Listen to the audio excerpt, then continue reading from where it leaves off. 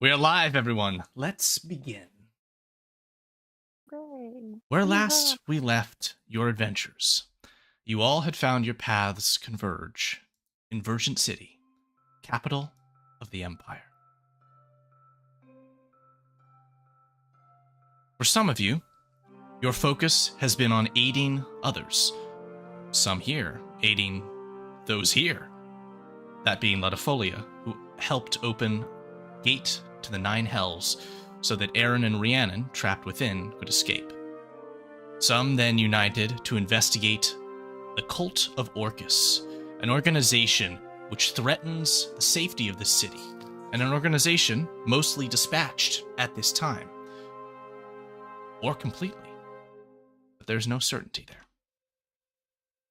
What comes next is a slew of personal tasks which each of you have set your minds to, which are important to the continuation of your harmonious existence. For that, we begin with you, Lucy, in your hideout, conversing with Julia, one of your followers, employees, however you would like to term it. Yes. She is detailing to you how, simply enough, she and the gang have been able to sell off the weapons that you desired to gain profit from, that were discovered in the cult hideout. At a table nearby is your new least favorite, Thirsty Noble, who holds the sigil to opening the way to the first hell, where your Lieutenant Cernostes has marshaled for devilish forces. Forces which soon you may very much desire to have in order to remove the hold over your organization by the hand, a representative of which appears now. The dark elf who traveled with Rodrigo approaches you within your hideout. It's a good name. He will say, "Lucy, I have commands for you from Rodrigo and from the Hand himself." Oh, do you? "I do. Shall I describe them for you now?" Please. By all means. "You are commanded to begin shutting down your operation and preparing it for transportation. This city is now under threat by a disastrous army. The Hand fears that the whole city will fall, therefore they are preparing to move our operations elsewhere. You are to combine your resources, prepare them for transportation, and then meet with Hand representatives in the local village of Dalefen." Are the instructions clear? Is there a time frame for this? We believe the army will strike within the week. So quickly. Excellent. Okay. Sounds good. He nods his head, turns, and then pauses for a moment, turning his head over his shoulder and says, "As a personal note, do not think that your incapacitation of our agents has gone unnoticed. I have not been commanded to say this, but you are an honest businessman, and you deserve to know." And with that, he turns away and walks away.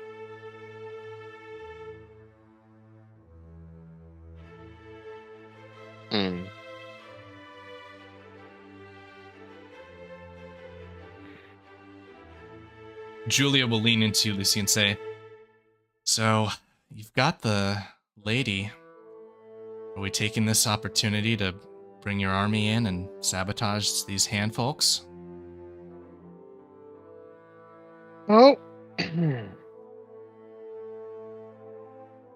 since they apparently know of the happenings here, I'd say it's a good bet. It's wiser to do things sooner rather than later.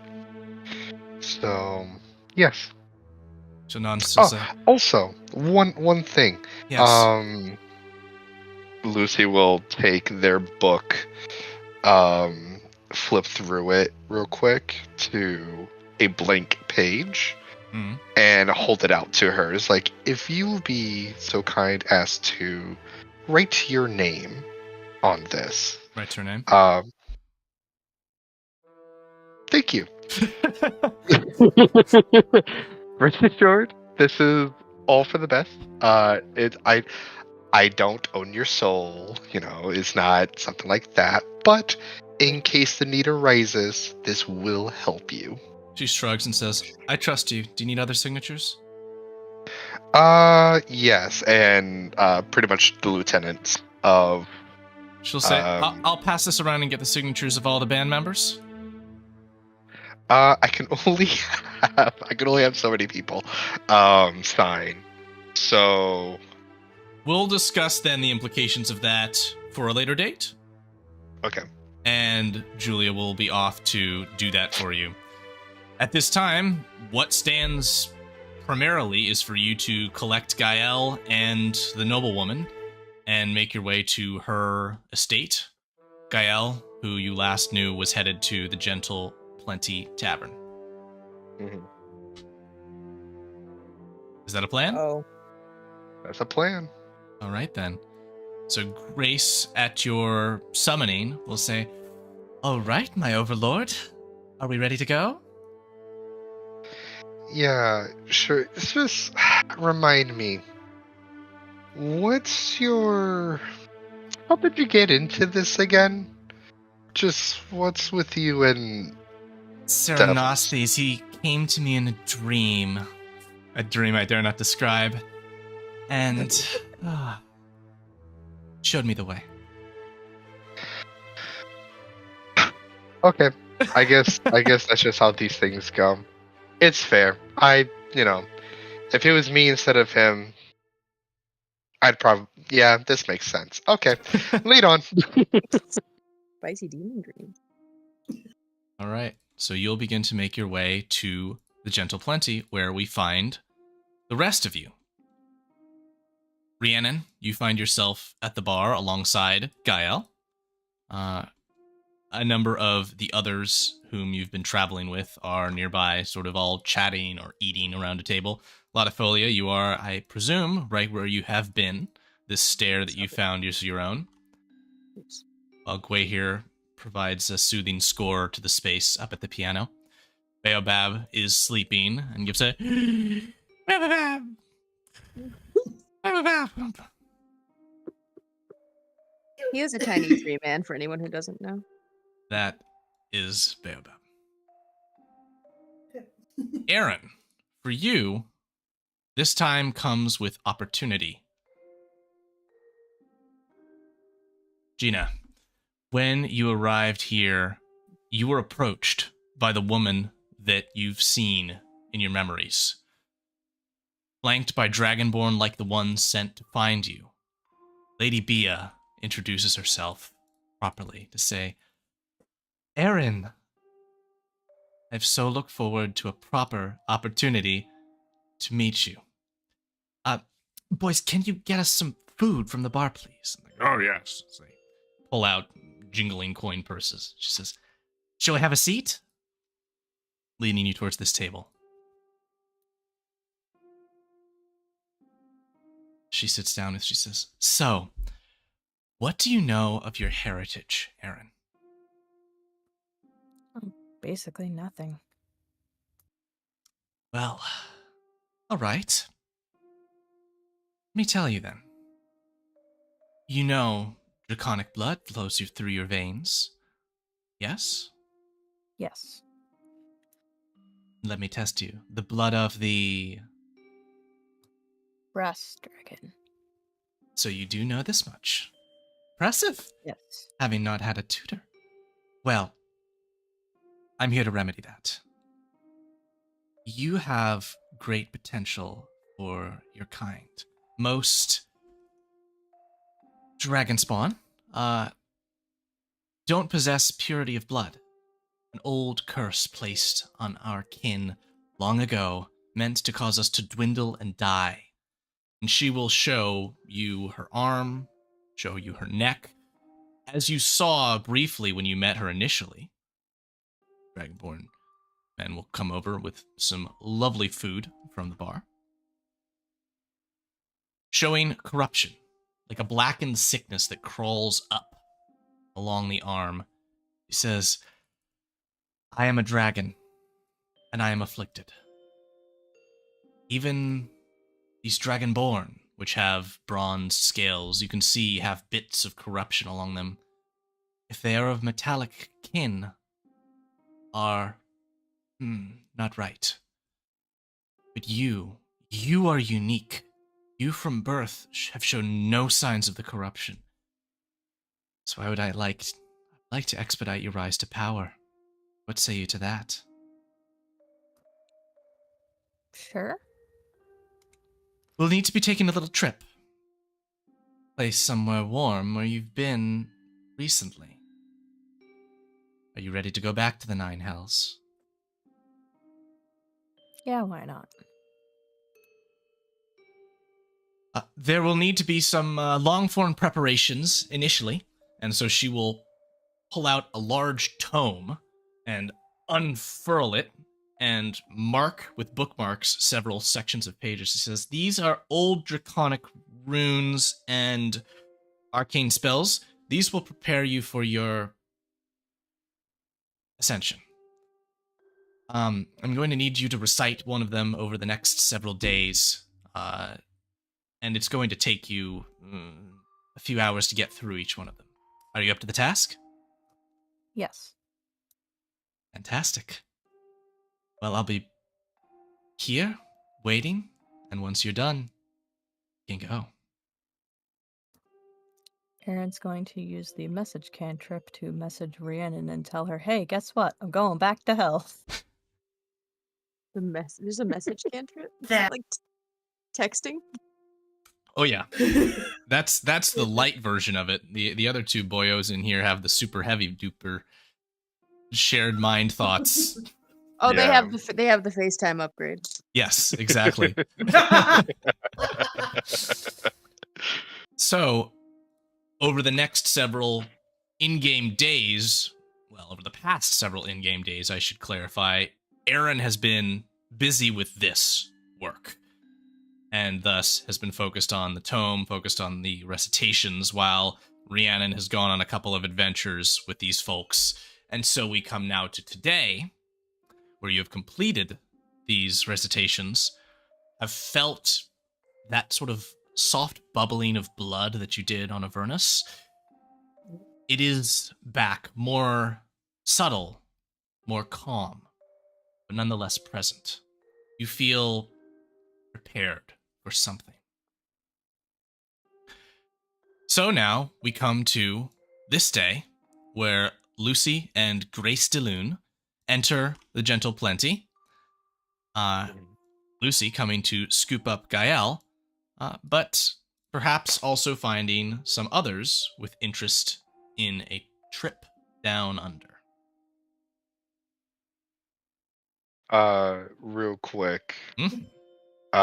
Lucy will mentally say to Gael, like, hey, if things go bad, just in case things go bad, write your name in my book real quick.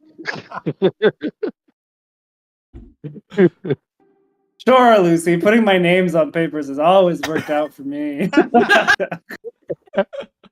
Don't worry. It's not a real It's cool. It's cool. contract. This is like the first time that I actually have a say on it, so I guess this is kind of nice. All right, so that's two out of the four I can have. I can only have 4 names. All So- right. How shall I translate this?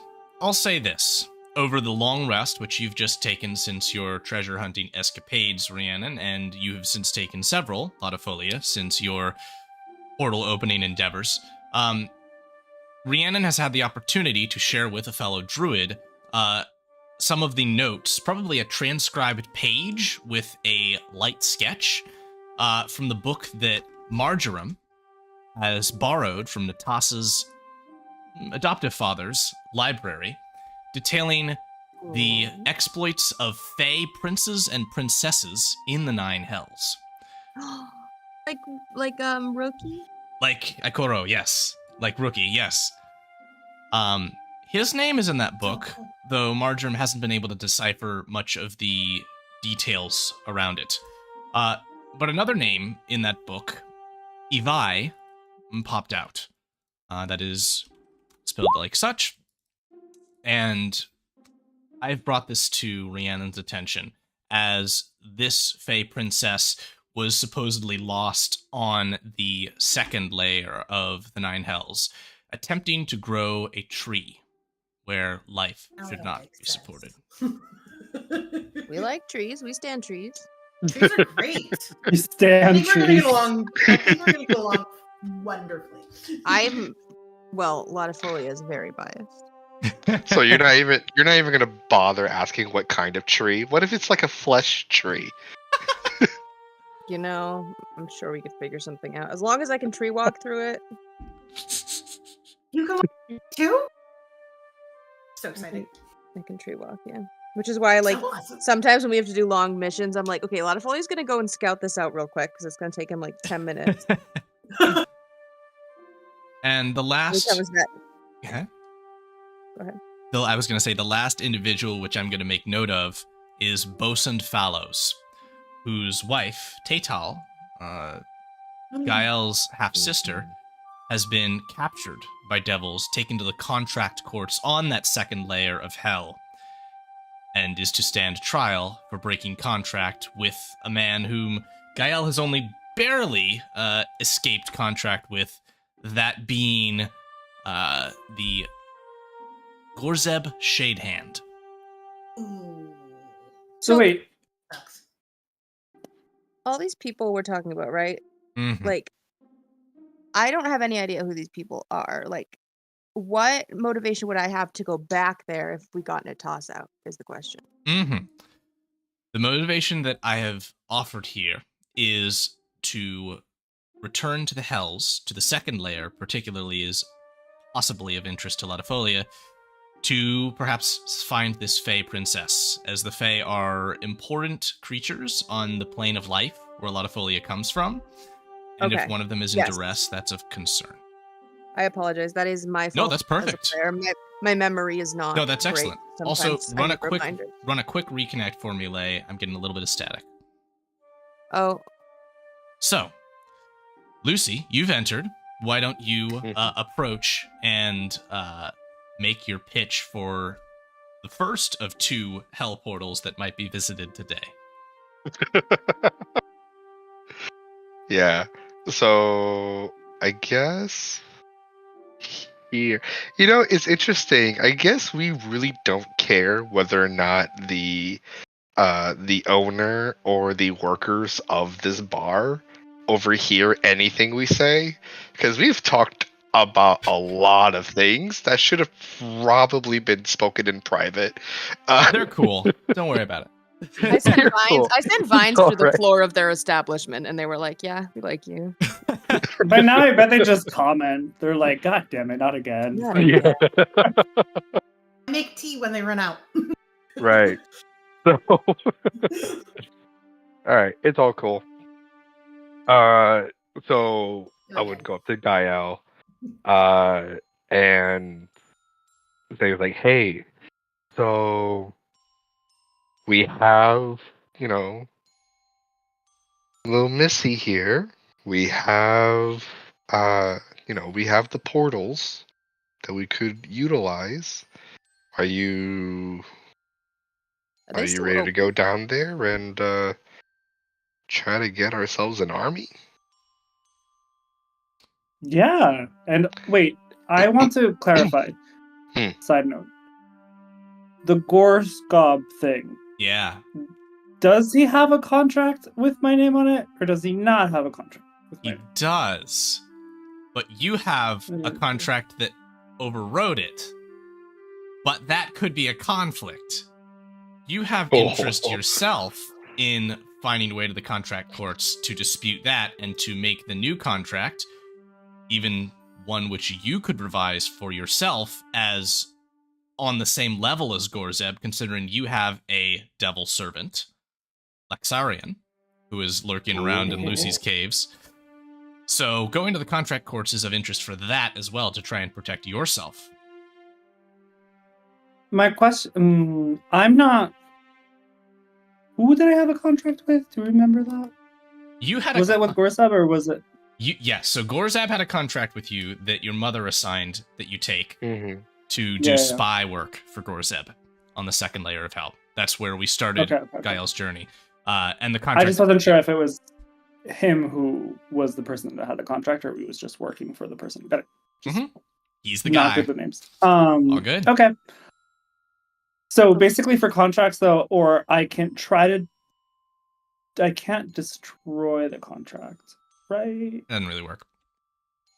Okay, so I can only you can invalidate it, or and that's why you go to the courts. Invalidate it. Got it. Yep. Yeah. Okay. All right. Cool. So it seems that we have some aligned intentions here. Would you like to all gather up and make certain this venture, or this set of 2 ventures, rather? Oh, there's Natat. Oh, yeah, I guess now that I found myself since the last session, Lucy has found themselves with a lot of gold. Lucy would inquire with Natas and some of the other, and essentially everyone else from last session, just like, hey, I'm about to go do a thing. Do you want to be hired, or do you want to just come along? So in that case, you're offering that to all the players present. Yeah. Money? I could use some of that. Yeah. Caveat, we're going to a place you might not want to go. Oh, not again. I have reasons. What is do? But ugh! what does Natas look like? Is he like, yeah, fuck, let's go. Let's beat some people up in hell. Natas? No, Natas says, I'm done. Not right now. No. And you're so big and strong too. Okay. Ooh, I can- where's our robot friend? Flame's not here. Oh, he would have Aw. been fun. You guys I are going really with, did you wonder guys are if going he with this would set party in and a couple front of NPCs. That's it. Hey, Aaron. I know, but in character though. Yeah, Aaron, I got you a stick. Okay. I hand you the stick. It's actually a wand of fireballs. Oh, okay. I got you a Just stick. much- I also got me a stick, and I'm holding a brand new staff.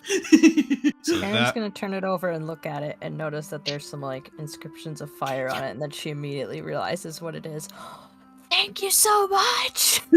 Yeah, I got me a stick too. Mine is literally the exact opposite of yours. Mine does healing. Yours explodes. Sounds You're about welcome. right. all right.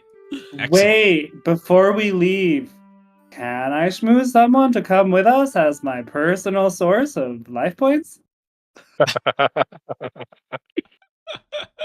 Who's the someone you have in mind? I don't know. I haven't thought that far. Well, you've got a couple of NPCs that Um, are hanging out with you. Bosun is going to come along. I would rather it be someone we don't particularly like. Do you remember that investigator from back in the day? Oh my god. Oh my god, yes. Let's do that. Oh wow. This is Wait. this is an Harm outrageous idea. Are you going to use a Wait, charm on him? You want to do that? Yeah. You're Yeah. gonna bring an investigator. He's not really. I mean, he don't- is don't really worry good at about it. investigating, but he's Yeah, just yeah, pedantic and annoying, and we don't like him. So if he dies, I don't care. Oh, that's the part I'm worried about. I'm worried about the fact that Aaron and I are Remember, you have Oh, your don't worry. limited. shouldn't be here. Oh, Yep. it's fine. I'm also. We like use blood. Remember, we you use, have your like, limited and magic stuff. authorization from the Vizier. Yeah, Yeah. I have a funny feeling that if certain people in the city found out what Aaron and I had done before we left the tower, we would have been in deep deep shit. All right. Don't worry about it. we've We got, got. It's okay. Where is it? Where is it? Blah, blah, blah, blah, blah, blah, blah, blah, blah. Natural charm. I have this thing where basically he'll be charmed for me for the next 24 hours. Like he's completely Okay, charmed. fine. Yeah, That's don't fine. worry about it. All right. Don't ask questions. You've got Jordan Meadows, the investigator, along with you. I just look at her. Yay! We're My kind personal hit points. The DM voice of I didn't want to bring this character in, but I got Yeah. The DM voice of God, my characters just do whatever they want sometimes. Yeah. All right. Very good. Oh, I swear I have his token here somewhere. All right, I'll fix it.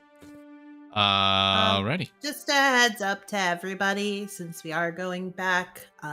Aaron's witnessed this. I'll be good for some spells, healing, but my brain gets all foggy when I'm down there. Okay. Just a heads up. Okay. Let's see what that Nice. looks like. Yeah. I want to ask questions, but I guess we'll find out. It's fine. I'm just not good at stuff like thinking and like moving gracefully. I'm at a -4 for all of my skill checks. Oh my god. Yeah. Oh, okay. Yeah, I literally have no idea what that's like. So let's move on. Ow. As Literally no idea. as Latifolia, you are looking to join this venture. Do you want to bring Baobab to the Nine Hells or not? Well, I can talk to him, right? Yeah. Well, I'm gonna ask him. Okay. He's Yeah. a strong, independent tiny tree man. Okay, go ahead and ask him then. He'd be like, "Hey there, buddy. You wanna come on this little venture of ours?" Baobab? There's gonna be a lot of fire, Baobab, Baobab, Baobab. but hold on. There's one of our kind. Well, not our kind, but you know, the plane of life who's stuck there.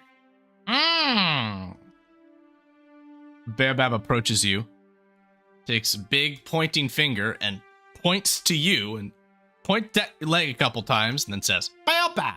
And then scurries away and sits up on the piano. Baobab! I don't need to sit. Yeah, I guess I I'm don't doing this speak that one by language. myself. The barkeep Tazan will come over and say, You doing all right? Doing all right there, Mr. Treeman? Yeah, well, yeah, yes. Sorry, bit of a cough today.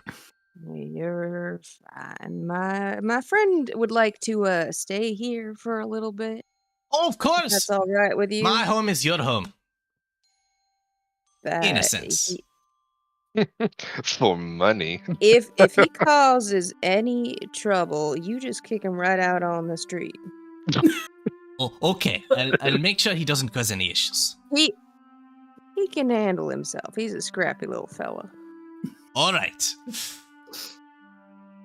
He's gonna go check in on Gwei here, but make a perception check for me, Latifolia. Perception check. Okay. I also noticed that he went over to Gwei here, so I'm like not that pressed about it. Mm-hmm. As you are, I presume, coming over to join the rest of the party. Yes. Sorry, I'm pulling up my sheet to do the perception. Mhm. Check. As you come over, you also maybe have an ear to the ground in a metaphorical sense for this. You over here, Rick, the bartender's also got a bit of a cough going on, and notice a couple other people in the tavern. This man. I don't have Please, lungs, guys. right? Right. But Okay, cool. the last time that you heard coughing on a mass scale, it was a precipitous the correct- sign of the affliction that befell the water. valley. Mm-hmm. Nonetheless, we are off. What if? Okay, Yes. hold on. Oh, I wanted to. You have something lost quick my before we I get lost my moving? character sheet. I was gonna see if there's any like way I could like make sure that this is the right, like that it's the same thing. Make a medicine check for me. Or if like I guess what I want to do is try to see if I can find the source. Sure. Make a medicine check, and that's what we'll roll with for today. Okay. 23. Sorry, not trying to hold it up. All good. It is I think he would want to know where is it come like. It is a Is this something simple he's already symptom, aware of, and yet it is consistent, remarkably so, with what you experienced when the valley underwent a plague.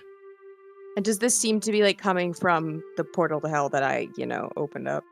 No. Okay. That's good. Thanks for that, by the way. I didn't get a chance to thank you before. Well, But thank you. You should be thanking that one over there because he's the reason I opened it. And he kind of nods towards Natas. Oh, I've thanked him a lot for saving mine and Aaron's butt. A lot. All right. Fair enough. So, folks, we have 2 destinations today. Let's hope we can get through them with purpose and satisfy the opportunities that are within. First, there is the first layer of hell, which you would access through the Noble District, where the home of Grace de Lune is, and a portal she opened. Second, there is the second layer of hell, which would be accessed through the portal beneath Emerald Spire. Is there any reason to go to the first layer? I don't remember. Lucy has a reason, and Aaron Okay. has a reason. Whereas the Druids and Gael have reason to go to the second layer. Right. It is the choice of all of you which order to do this in.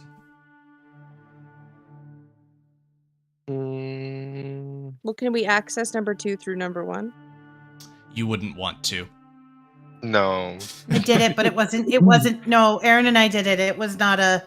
No, you don't want to do that. Is Bad this- idea. Is this modeled No. after Dante's Inferno? It's adapted several times, but roughly. Okay. Yeah, I don't so want to do that. I think the way that we're going to want to do this is to go to one hell via portal, come back, and then go to the other portal and go Yeah. to the other layer. I think Oh. Lati would say, as long as I get where I'm going, I do not particularly care how long it takes. So Honestly, I agree. I would say, and this is a little bit of, self-interest on Lucy's part. Lucy would suggest let's go to the first layer. Let's go to the first layer and finish business there, because due to the upcoming war that's about to happen, we kind of, like Lucy would say, is like, I think it's imperative to get the things done in the first layer first, and then go to the second layer, because the second layer doesn't seem like the things that needs to be done in the second layer doesn't seem as though it pertains to like the larger scope. It's more personal. That's what Lucy would say. I mean, if we have to go to the first layer, that one's worse than the second. Not by much, but it's worse for me personally. So if we want to do that first, get it out of the way. Yeah. I mean, again, as long as I think Lati would just kind of because I got turn things his- to do there. turn his head to look at whoever's speaking. You just hear like the creak of wood, and then someone else starts talking, and he turns the other way. He's just like sitting there being like, whatever you want. He's like, I already said my piece. Like, you Rhiannon is kind of enamored by Lottie, like a lot, because it's like it's a treat. And he's walking around and he talks. and he talks. Yes. But yeah, so if that's what we want to do, but I know Gael has dealings. It'll happen when it happens. Okay. So the first All right, lovelies. is Okay. first. All the nature people are like, yeah, what else? We don't want to be in right. hell anyways. Yeah. I So, don't like fire. in that case, we are going to No, make our neither way do I. to a home in the Nobles District, which is Mhm. mostly sort of unattended to, as it was raided. But at this time, you all are able to make your way in without trouble. And Grace, the noblewoman who is along with Lucy, gives a bit of a, "Oh, it's in such disorganization. Oh my goodness. We must change this, Lucy. We must. Our home must be in good shape. Serenaste's arrival." Lucy kind of raises an eyebrow at the our home. Just like, okay, yeah, sure. Actually, we're not waiting on him to come here. I'm going over there. Oh. So you can tag along if you want, but I think it might be a good idea if you stay behind and, take care of the portal. Make sure that nothing happens to it while we're away. So we come to here. On the upper floor of this building, on a stone-floored room, hums a infernal sigil. A way to the hells. A way through which almost came Serenastes before, and now could come he again. Lady Bia and her servants are along with you as well. Grace will open the gate. And we have Inspector Meadows here as a snack. As a snack with Snack. So, is there anything to be said before we open up this gateway and travel to the first layer of hell? Not on Lucy's end. Okay. Let's do this. 6-9. I'm gonna cast Bark Skin on myself, which is. Okie dokie. Can I do that? Because I kind of already have Extra barky skin. more It just gets thicker. Barker Just like- skin. Yeah, you absolutely can. It's Barker skin, indeed. Barker skin. Okay, the word is on you, Lucy, to open the portal. Okay.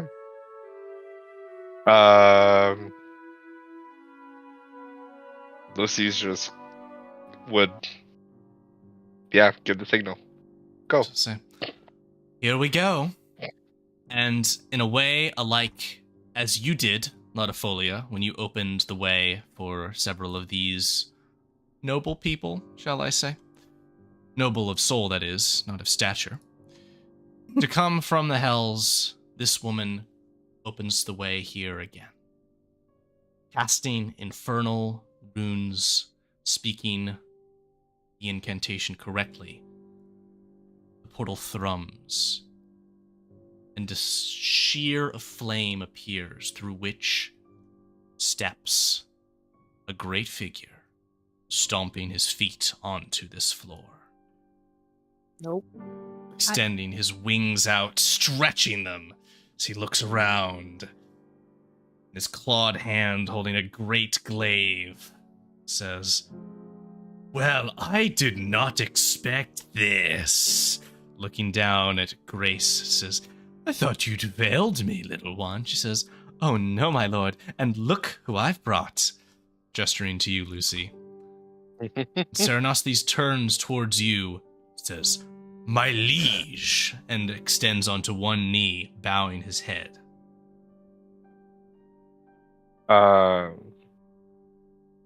To which Lucy will. I guess at this point, there's no need to hide this. Lucy's gonna go and transform into their original form, into their true form. Right. Oh boy. We have a new token for you, Lucy. Yes. You should be able to right-click on it and use the multi-sided function to just flip it over when you like. Ooh, Finally nice. get that set up for you. Awesome. Thank you. As Lucy's image shimmers to reveal true state of things. Yes. Wings extending out, horns curling from the forehead. Mhm. Skin. So Lucy will kind of give a nod of acknowledgement, and you may rise. He will stand and say, The soldiers come, as he steps out of his way. As he stands next to you, Latifolia, embers seem to softly train Nope. off of his body. Nope. Nope. You stop, drop, and roll over here. As his force begins to slowly emerge, unit by unit, from the way.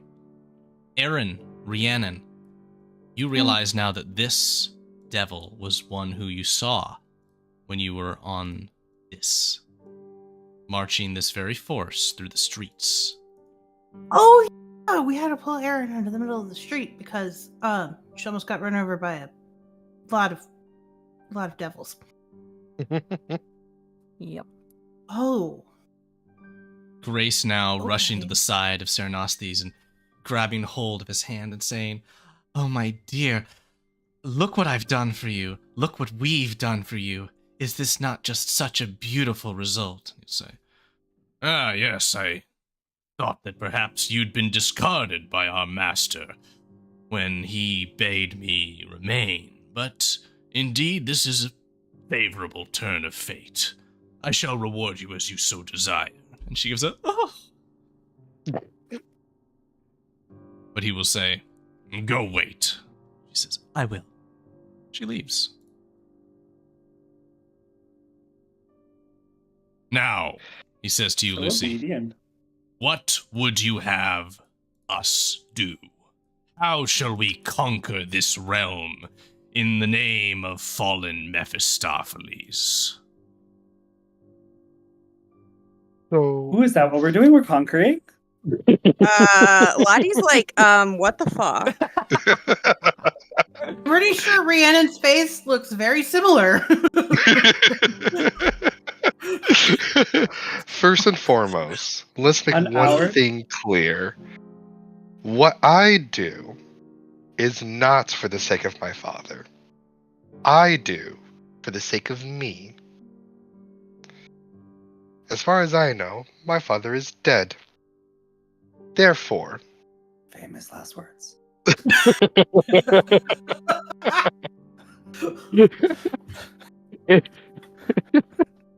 I imagine you say this telepathically to Lucy.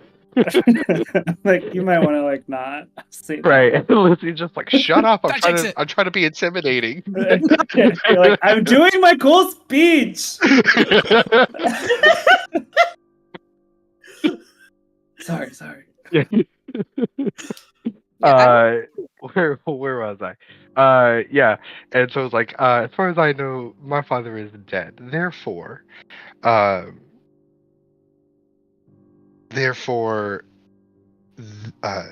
our conquering, our victories, and our plunder will belong to us and us alone. Of course. With that being said, the situation here on the material plane has changed drastically. There is to be a war in this city. Ah, good And- war. Is this Absolutely. news to Latifolia? Like, Latifolia has been hearing that an army is marshaling to the north to attack the city. okay. And so we have allies. I have human allies within this city. I will actually I will have, where is he? I will have Nobbit escort you to our holdings for now. Are Do they so strong? quietly. This place is good. We could fortify here. I mean, it is your home now, basically, from what that lady said. Honestly, that's true. You know I what? dig this place. It's got the right vibe. It's got a nice little demonic room to it. Feels cozy. Do I remember, Jake Henry, do I remember there being a cellar? Like, do I feel like this place has the space to facilitate not just my crew, but also, like, our equipment? It's possible. Is possible? Okay. If that's the case, then I would have then I would switch things up. Then yeah, I would have, instead of the Devil Army going over to the warehouse district, I would have my crew. I would send word to my crew to come here. Okay. So Nobbit can go and report that. Yep, Nobbit will go and report that. Also, by the way, have you seen Oramus by any chance down there? No, I don't know where he's slinking about. Okay, I guess I'll just have to use the spell slot that I don't like doing. My precious spell slots. It's fine. I'll get him later, and I'll have him join you here when I get the chance. And Lei, you had something you were going to share? No, I forget. No worries. Wasn't important. Ooh, well, I'm at it. That's nice. Lexarian can have someone to hang out with. That's nice. Yeah. I would have Lexarian come over and be like, look, friends. He will certainly come over. Alrighty.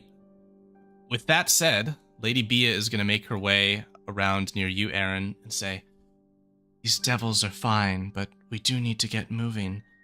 Unless you want to spend another day reading books. Nope. So I do have a question. Yeah.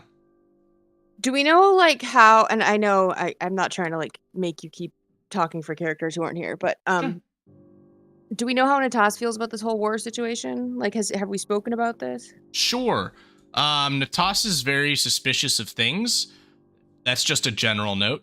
Well, yeah, it's Natas. And no, he actually went down to that village of Dalefen and fought some of the invaders, and so no, they're bad. It's an army of mages, exiles, and monsters. They're coming. So he's on the side of let's go get an army from hell. I feel like he would be game for it. I feel like he would be game for it. Yeah. I think Natas thinks Lucy's a decent chap. Okay, cool. So, yeah, I think you get there. Because I think realistically, Lottie would have discussed this with friends. Yeah. Yeah. And I don't want to, impose anything on other players. But just looking at the screen right now, I don't really think realistically it is in your best interest to say anything against, to say anything otherwise. Not because of Lucy. I was mostly asking Jake Henry questions to figure out what my character would do, Yeah. So just because out of character, Lucy. This goes back a long time ago. This whole devil army. Lucy just kind of had this thing coincidentally. And now that things are kind of escalating to where they're going, Lucy is kind of the mind of, I coincidentally started this thing. I might as well use this for the better good. Right. Interesting wording, Lucy. Yeah. When you are all ready, make your way onto the sigil. As Grace has been with you, Lucy, she has taught you the required runes to activate it as well. Ooh. So everyone, look at that. Move on over to this circle, and we will go. Yes? But as I do, I look at Aaron and I go, I'm doing this because I like you. Not because I want to be doing this. I don't want to be down here either. Okay, well, as long as you don't actually want to be in hell, that makes me feel a little better. Fire's nice, but the rest of it not so much. Okay, now I feel better. All right, Gael, are you ready to go? Ooh, yeah. Your lunch is leaving. All right, then. So eager. So, Lucy, you can speak the incantations and use this bridge to pass to that first layer of hell. Will you?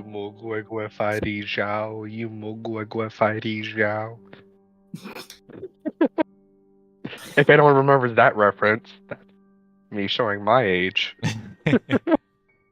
And so here do we arrive. Rhiannon is leaning on her staff. Charity looks Right. not so good. Not so good already. Lottie's extremely uncomfortable and like probably like very obviously just like, all right, let's get this shit done and get out. Mm-hmm. Here you stand atop the precipice of a stone in Avernus. The sky is a bleached orange filled with gray, clouds of smoke and smog, volcanoes to the distance, and a terrible wasteland of bone and rock all across in every direction you might see. As Lady Bia steps forward, she takes your hand, Aaron, guiding you, and says, I will give you transport to where we go. Can your friends manage on their own, or would they need a ride as well?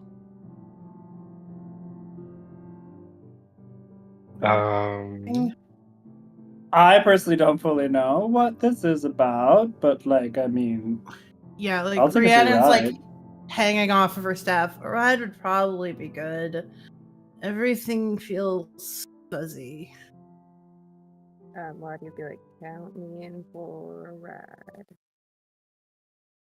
Fabulous. Yeah, I think in terms of Gael and Lucy, we could just fly, so So you're good. true. I technically could, but I'd rather hold that in the event we need. Can I fly yet? something Can I do else. that? Can I morph into flying things? Yeah, you do. You can. Oh, And I've added a giant eagle form for you druids to the journal if you'd like to take advantage of it today. yeah, I can fly. I haven't done that yet. I would like to do that actually. Like I don't think actually, he's thinking about that right now. He's just like, let's just take the fastest way to do these things. Okay. I mean, if there's a ride available, I guess I'll hold on to my wild shape till later. Bia will say, well then, shall it be anyone who wishes? And she steps backwards off the ledge as her form shimmers with golden dust as it recombines into that of a great dragon. I look at Aaron. Can you do that? Holy crap. Oh, No. that'd be cool. actually I would like Lucy now is like, oh never mind. All of a sudden my wings are cramping. I can't fly. Just like if you look really closely, just Lucy is kind of like deep breathing just a little too too emphatically, just like, ooh, okay, yeah. She will say to you all, I am Biastraz the Resplendent. Climb Oh, yes, you aboard, are. mortals. Soldiers, honor guard, remain here, watch the gate. Two Dragonborn will step to the side. And Inspector Meadows will step gingerly up to the side of the dragon and say to you, Gael, of course, my love, shall I follow you on this treacherous place? I quite am afraid of it.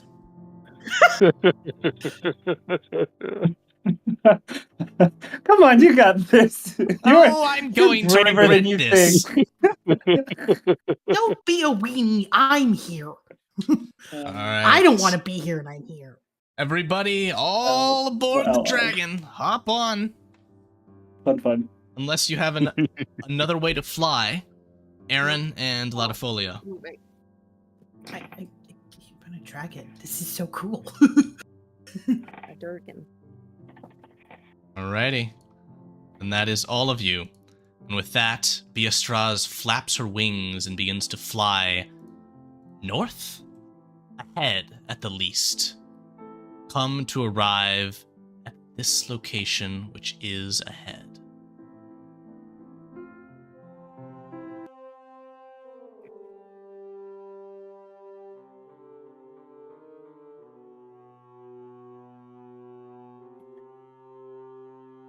Where another dragon sits atop a spire. an altar with black cloth across it. Top one of these rises in the Badlands.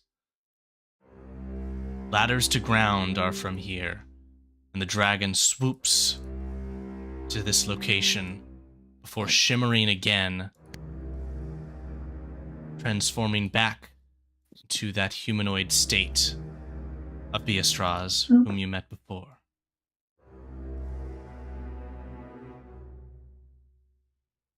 Inspector Meadows will say, "Oh my!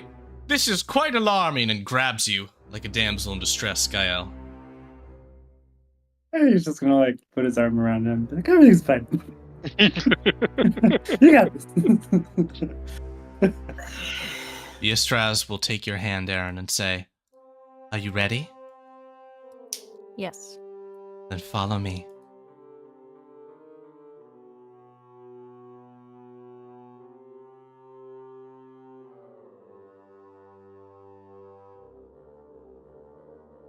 Step before the altar of Tiamat, my dear.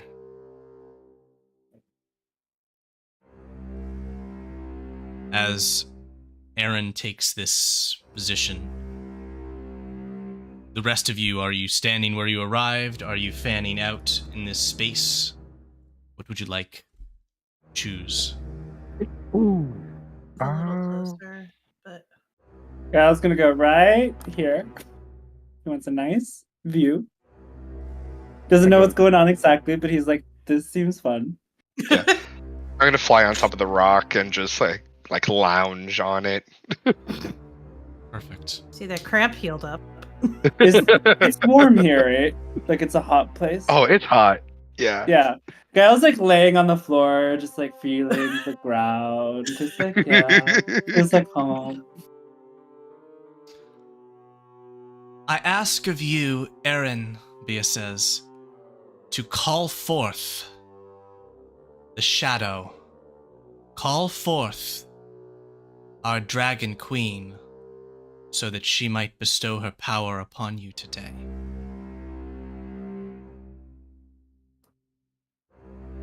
And Aaron's going to do that. What would you say to beckon Tiamat? No. No. I call upon Tiamat to receive their blessing. And as you speak those words, it is like a silent, but nonetheless sensational, feelable thunderclap strikes.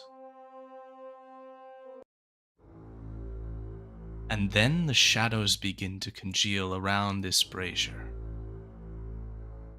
No longer do fire you see, as darkness, blackness congeals around it. And then that shadow unfurls, shaping into two flapping wings. The pressure of those wings is even something you can begin to feel. First as a breeze, then as a wind, then as a gale crashing upon your faces with each beat, before finally that form does take shape into that of a terrible dragon.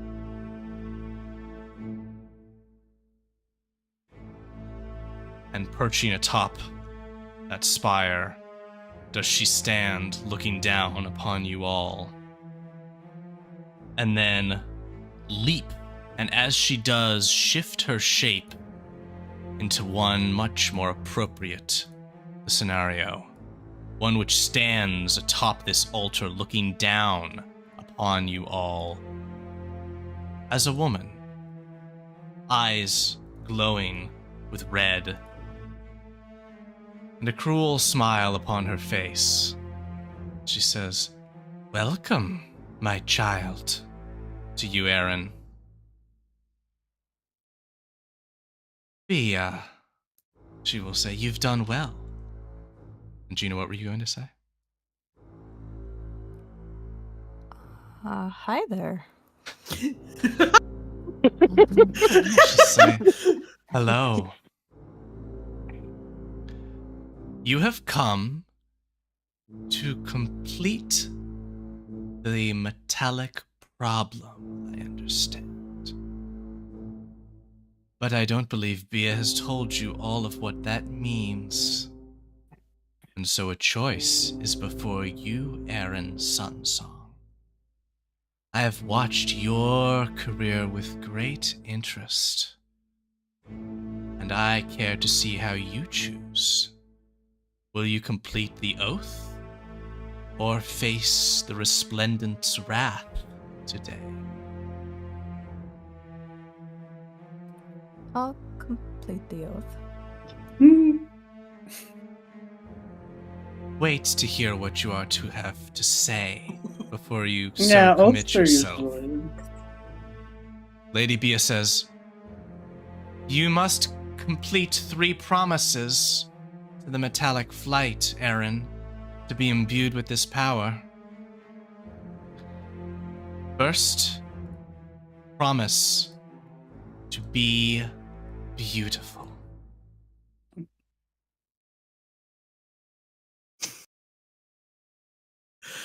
Seems doable. From behind, like, I think you can do that one. That one's, I think you got it. It's Simple already enough. done. Simple enough. Okay. Yeah. Behold Yeah. the peanut gallery. Right. Yeah, Lucy Promise. talks to Gael telepathically. It's like, I wonder if she means like an 8 out of 10, or like does it have to be 10 out of 10 all the time? In which case, that's rough. That's not. You know, it is hard to be beautiful. Yeah. Second, Talk to us all about that. she will say, promise to be wrathful. I've seen it. I've seen it. I promise to be wrathful. That one's easier for me, actually. Third, and most importantly, you are to cleanse our bloodline. Promise to be broodmother. Oh. Oh. What exactly does that mean? Oh. That I mean, means you it'll be are fun. pure, and our people are not. Your offspring might be. And so you will aid the metallic flights in creating a new, clean brood.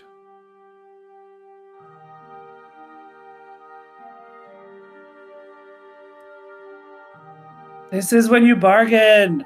Yeah. Like, maybe just wait till you find a metallic dragon person you're really into, and then you can be brood parents. Hey, listen. It's not bad to just have fun. Like It's true. Will I you mean, I have don't fun? have to deal with, like, I Yeah. am a man. I don't have Rhiannon's to just deal with giggling in the repercussions. background. Yeah. Yeah. Yep. The two people who literally just like thrive on sex are saying it's like, hey, that's fine, that's great. Listen. what's not to like about this deal? Oh, Her- bias. The one person who knows who knows the best out of all of us is giggling. So, Yeah. With good reason. yup. So this one might be tough for me. I'm not attracted to guys. Bia will say, I have brought you here for this purpose. I have brought you here for this duty. For this service. Would you reject it? There is a bit of fire in her eyes as she says such. Giggling has stopped.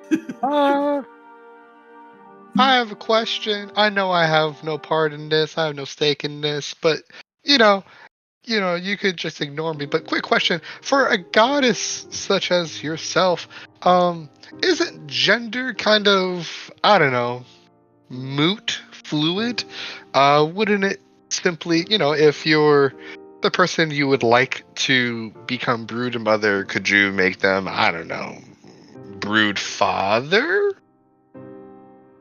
Tiamat smirks and says, I am capable of many things, Many desires, many purposes. That is to be asked by those who wish it. I am here because Lady Bia has called me here. She has designed this duty for young Aaron, and it is Aaron's choice to accept or reject it as it is presented, and my place to preside over it.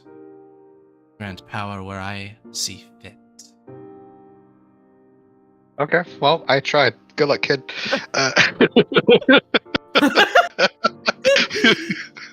I'm not about to argue with a literal god.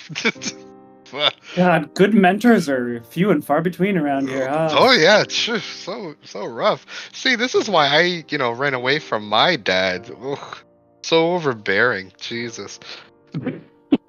You gotta take on the lineage. That's definitely not out loud. That's explicit. Yeah. You need to do the things I do. You need to take over the bloodline. You need to take over our responsibilities. Yada yada yada. Ugh. Well, unfortunately, in this case, I might be the only hope of purifying things.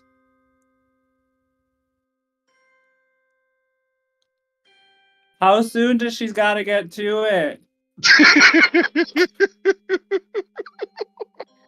Lady Bia will say, well, this is a task of paramount import, but I also understand that Aaron has a pressing situation in Virgin City, and the time will come as soon as it can. Oops. If I may, Hmm? Aaron, perhaps you can fulfill this duty, but keep somebody who's more your type on the side? That's what I was thinking. No one said I had to be beholden to whoever. And Lady Bia will As far say, as I understand, broodmother would just mean have kiddos.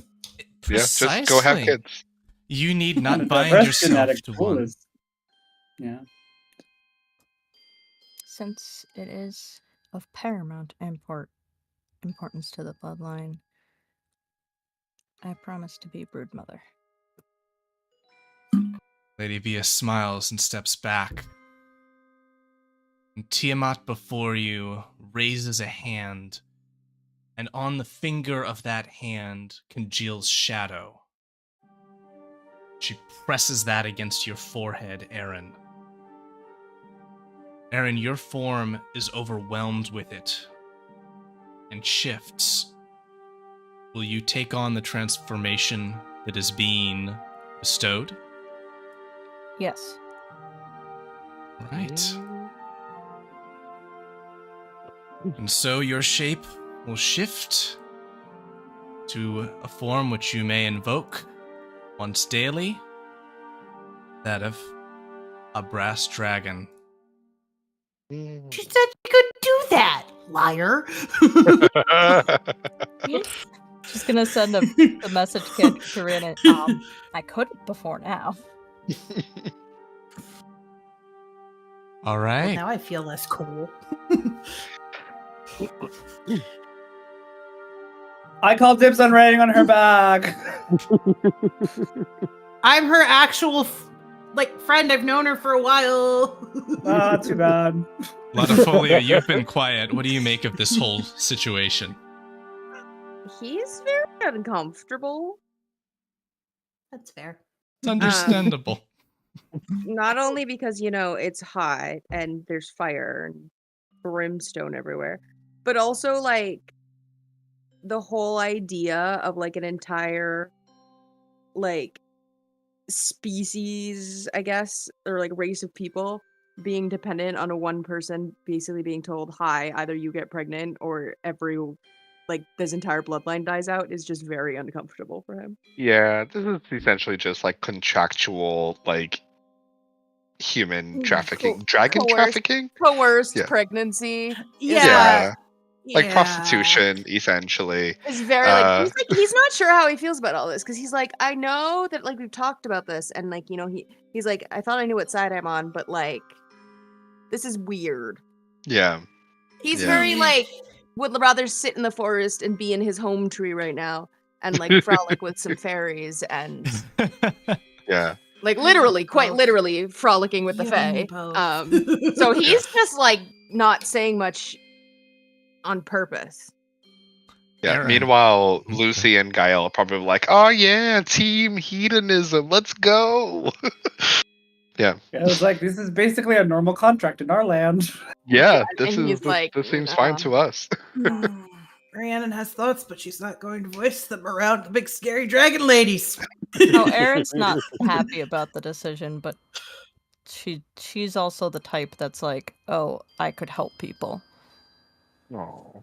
Okay. Understand. And I should be certainly clear that from a narrative perspective, this choice has been afforded to you, and either choice was completely valid. So, with that choice made and new power, are you ready to return to the material plane for your second trip? We get to go back to somewhere with a papa outside for like 5 minutes.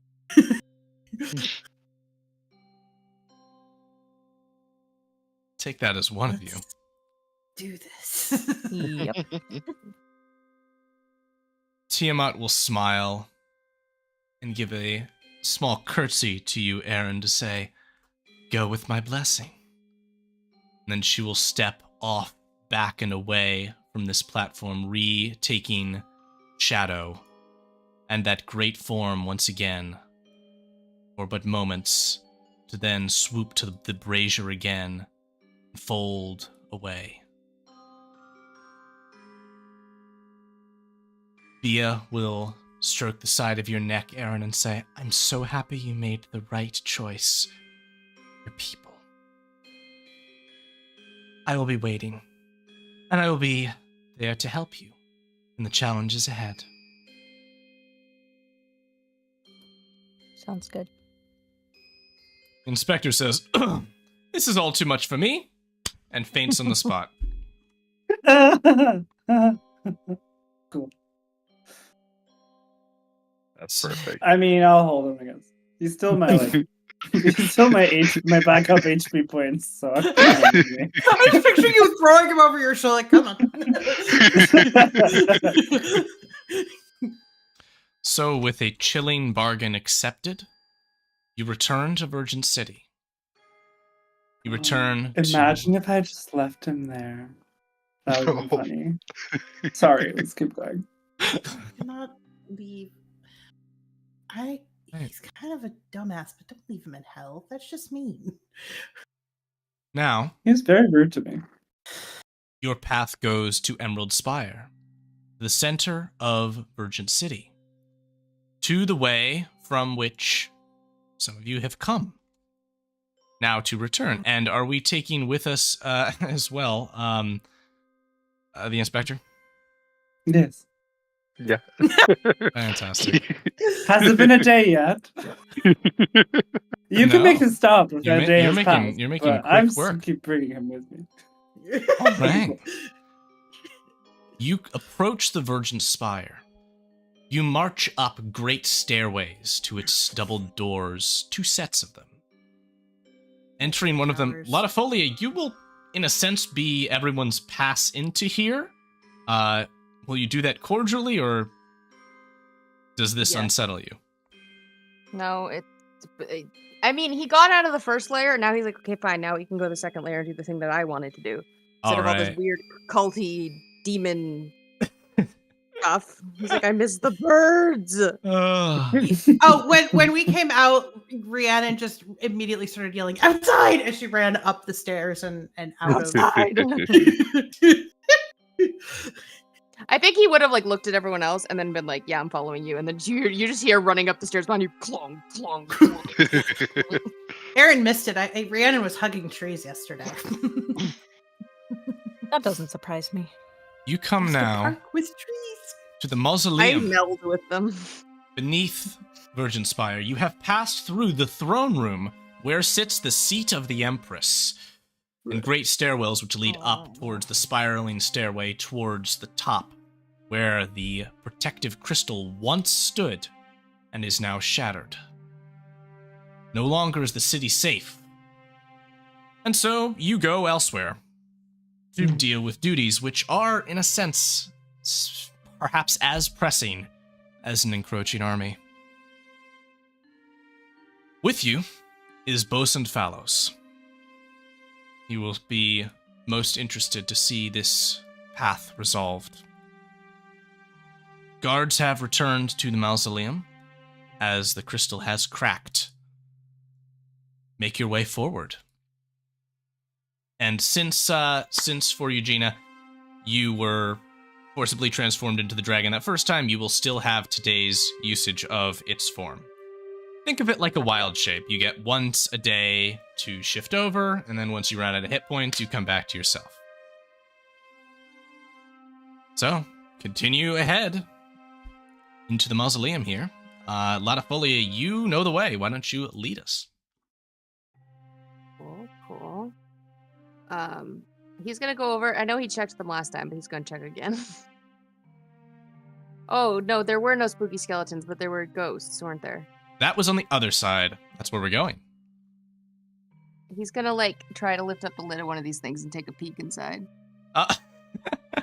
Because as you do so, sure. This guard says, "Hands off, please! Hands off! Do not disturb the tomb of the first Emperor's ally."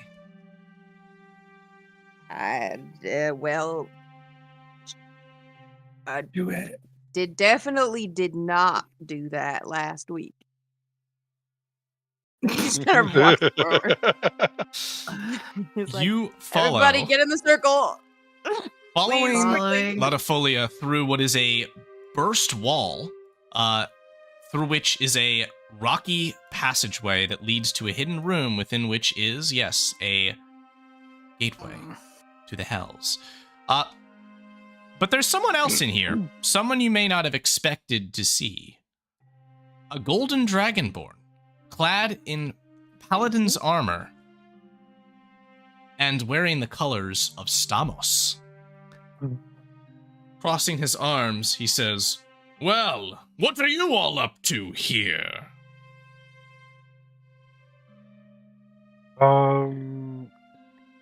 Is this the same Dragonborn from back when we had the 4-way clash? Yes. He's like, hold on a moment. No. He didn't recognize us because we were disguised the whole time, I think. Were you disguised when you went to find the rock that had fall? Oh no, that's You yeah. We guys weren't did that disguised to that. too. So he'll say, Yeah. "What are you two infidels doing here?" What are we doing here? What are you doing here? That's enough. The point. We just You're the- stumbled on you with a portal. Well, Yeah. I'm As here. far as I know, we have actual business here. Oh, I You're have the one that's business out of here, too. order. I have business from Great Lord Stamos himself. Oh, but where is Great Lord Stamos? I don't see Great Lord Stamos. He holds up. All right, will you two knock it off? He holds up He's gonna the look at poster. the Dragonborn and say, "We were not expecting to meet anyone down here, so can you please explain your purpose?" Yes, and he holds up a small, kind of laminated business card, which Audrey, Rhiannon, Gina, Aaron, you saw Natas take a small stack of these from his father's house. This is a business card which lists Father, Advocate, Chimeron, the 3 names that Natas's adoptive father of the Hells goes by. And Gervin Hamrock, head of the Order of Stamos, says, "I have been given this as a contact, for I need someone to adjudicate a business relationship." You do realize that that's a devil.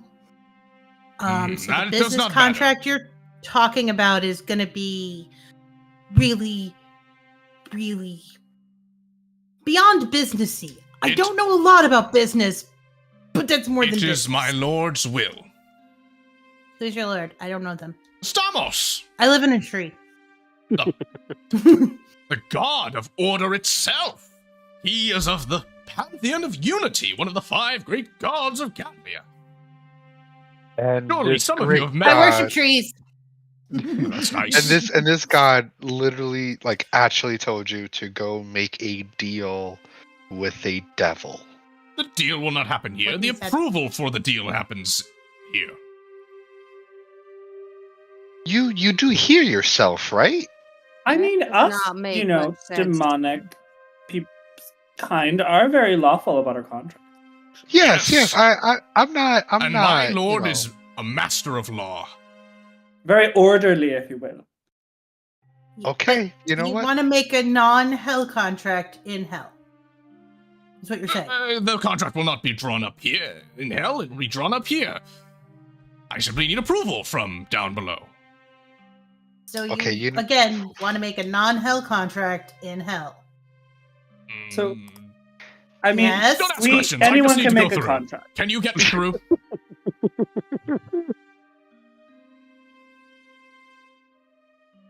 My goodness. I mean, this is up to. Yeah, sure, let's bring him. I mean, like, why not? Let's My just see what friend happens. Dirk Sternglen told me that people of your organization were of some repute. I am astonished. I don't have an organization. Yeah, I would leave this up to Letifolia. Oh, yeah, I guess. Somebody with What, sense sorry, and what's the reason. question? So he You wants let to him tag come along with. with us, essentially. He did run, you know, cowardly like last time we saw him, but like, He's got his own business. If we just let But him he's, into like, hell, strong he can just and do his stuff. thing, It's and his then thing. we'll do our thing, and the thing shall not. Trying to find Meat. my spell sheet. Okay. Can I do anything like make him tell me things? You can ask Like him to tell Zone of you Truth? things. Yeah, I don't think you have Be the. big and imposing. Yeah, he would have Zone of Truth if you had wanted to ask him to cast it on himself. He'll say, "How do I know that you don't have any nefarious ideas?" What I do is for the protection of the Virgin Empire against the terrible Exarus threat that is coming from the north. And it is Don't we commanded by not? my god. Don't we not like? okay, the wait, just Empire? You're in the heart of it right mention now. of Ixaris, I just start laughing a little because I know things. Okay. Are we gonna just Can I just Again. knock him out? well, can we just? Can I ask a starting few to annoy me. questions first? You do your thing, but can I ask him something? So this is a contract for your friend about your friend Natas, or about who? No, Natas just gave me a reference to someone who could do what I need done. What is it that you need done? Ah, I need okay. approval given to make a contract between the Order of Stamos and... Well, let us classify it. Uh-huh. Yes. I'd be very skeptical. I love this. He's like, "Fine, whatever." You know, honestly, yeah, I don't see an issue here. Like, if he decides to, like, do anything nefarious, he's in the 9 hells already. Like, what's he going to do? again? My thought is Um, he comes with us. He does his thing over there. We do our thing over here. They're not the same things. He Actually, stays, I think this he is going stays to come 10 and paces bite back at all us. times. Yeah. All Just out right. of curiosity, Yeah, is your genocide. contract about trying to get an army to fight the mage army? Not an army. Arms and armor.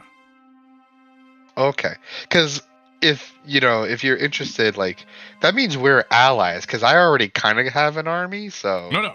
This is Lord Stamos' great business and is nothing for you to know. Okay. Interesting. All right. Okay. Let's go. Yeah, Lottie's like, let's get a move on.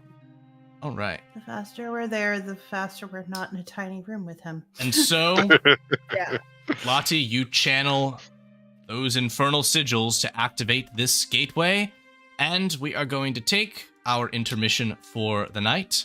Let's take 7 minutes. Let's take an intermittent duration, and I will see you all shortly.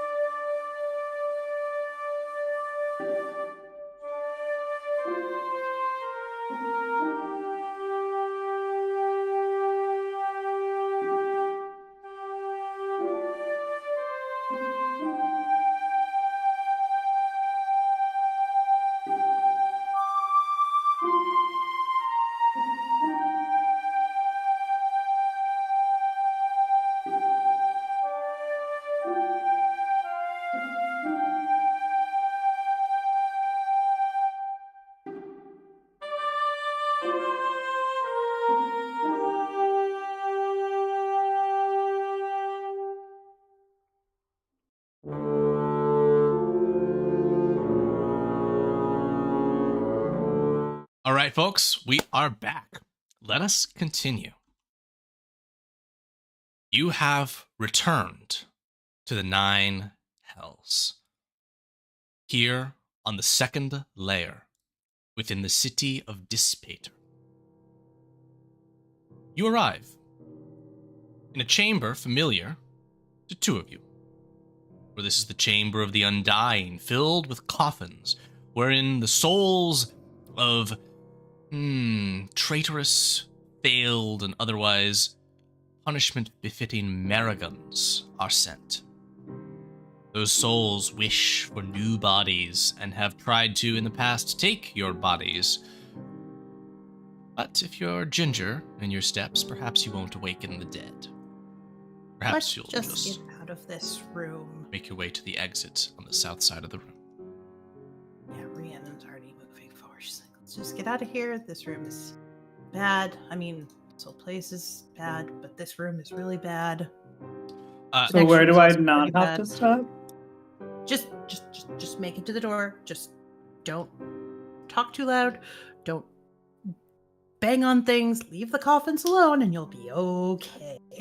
Paladin of Samos will say, I am surprised to see that the Hells even have a proper burial site. Oh my Remember gosh, that shut up. whole don't make too much noise thing I said?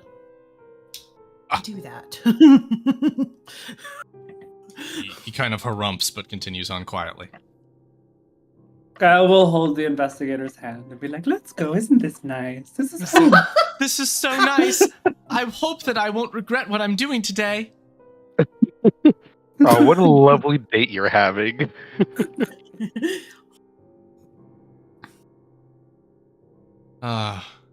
Lottie, I feel like did- you're going to go back to Natas and Gwei here and March and just be like, and I thought you guys were bad.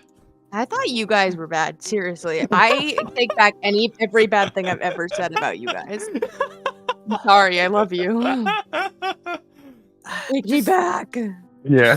Do what I do and just let your brain just be empty and you won't notice them. Oh no. Gael, are we the bad guys? No, we're just not. Duckabee. No. We're just having fun. We're just Everything's having fun. Why not Yeah. enjoy your adventure? Yeah. Yeah. Because We're not the my- ones out of touch. Enjoy.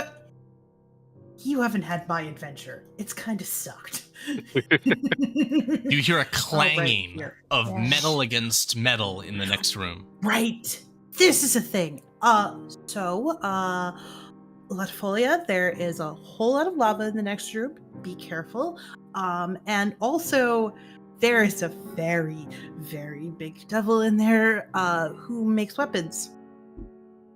He's very large. As you say weapons, you hear a swooping of wings, and in the doorway before you, Rhiannon, you see that pit fiend, the smith, and he says, "Did I hear someone is interested in a weapon?"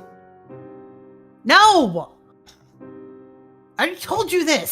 Suit yourself. I mean, Laps it's his not mean or wings away. anything. It's just, you know. Wait, isn't our He's a little very hard paladin friend- salesman. Yeah, but isn't the paladin Sure. the one that wants the weapons? He says, Yeah, but he wasn't. I would never wield a weapon crafted by a devil. Isn't Uh, that literally what you're down here to do, though? No, That's the guy who makes them here. He makes good ones. we are I not just don't using want one. infernal weapons. We will be using... Well, that's classified. You have no idea, do you? I know. Okay. I can't say. Yeah, Gael's like, I'll call fuck BS. this. What? shoot, What I are don't you be want trying like- to persuade? What are you trying to do? I'm just gonna be like, look, you need to understand. You don't know your way around here. You're out of your depth. And you need allies. So the sooner you are transparent with us about the particulars about this contract, the sooner we can actually make sure that we help you actually achieve what you need. Oh, fine, fine, Clearly- fine. Do you know of the Epicrium merchants? Those that travel the land, transmuting the stones which fell from the sky into items of power. Oh, I can neither confirm nor deny. Wait, people were Wow, doing things someone with can those? do that? that's Hold on, oh. people could do that? Oh, Yeah, y'all, we have y'all, yeah. y'all couldn't know Yeah, about yeah. the lady who does that. I just know about the rocks that fell from the sky. They kind of broke where Aaron and I were at the time. Yeah, We didn't really know what the rocks did. people could make items out of them. Oh, buddy, We I broke ours. have some Wait. bad news for you. You did not need to come down here. Yes, I Uh, did. Well, finish the story. He To just give you started. full understanding, I, commanded by my lord, am to arrange an exclusive contract with the Epicrium merchants for the Order of Stamos. We, and we alone, will be the bearers of these great arms and armor, and with them, we will push back the Exarus. We will hold the line where others cannot. Lucy, don't tell him. Lucy, don't tell him. The vendors require a contract be made between my lord Stamos and their master. That contract must be pre-signed by the infernal contract courts that we go to now. And this, he holds up the business card, is the name of a man who can authorize, notarize, whatever it is, this contract. There, I said it. I would have had my good friend Dirk Sternglen come down to do this, but he's preoccupied. Interesting. This sounds really stupid. I'm sorry. Actually, I'm not. You insult the intelligence of a paladin. Yes, I do. Famously Paladins aren't intelligent. known for being smart, to be fair. I don't actually Excuse know many me. paladins, but you're the first one I've really interacted with, and I don't like them. So yes, I do insult your intelligence, and I'm dumb. Paladins Bosun, could be quite entertaining. this dwarf that is along with you says, "Oh, all of this arguing, can we not get onwards? I've got my wife to save from infernal enslavement." Okay, so here's a small problem that I just realized. I don't know how to get out of here.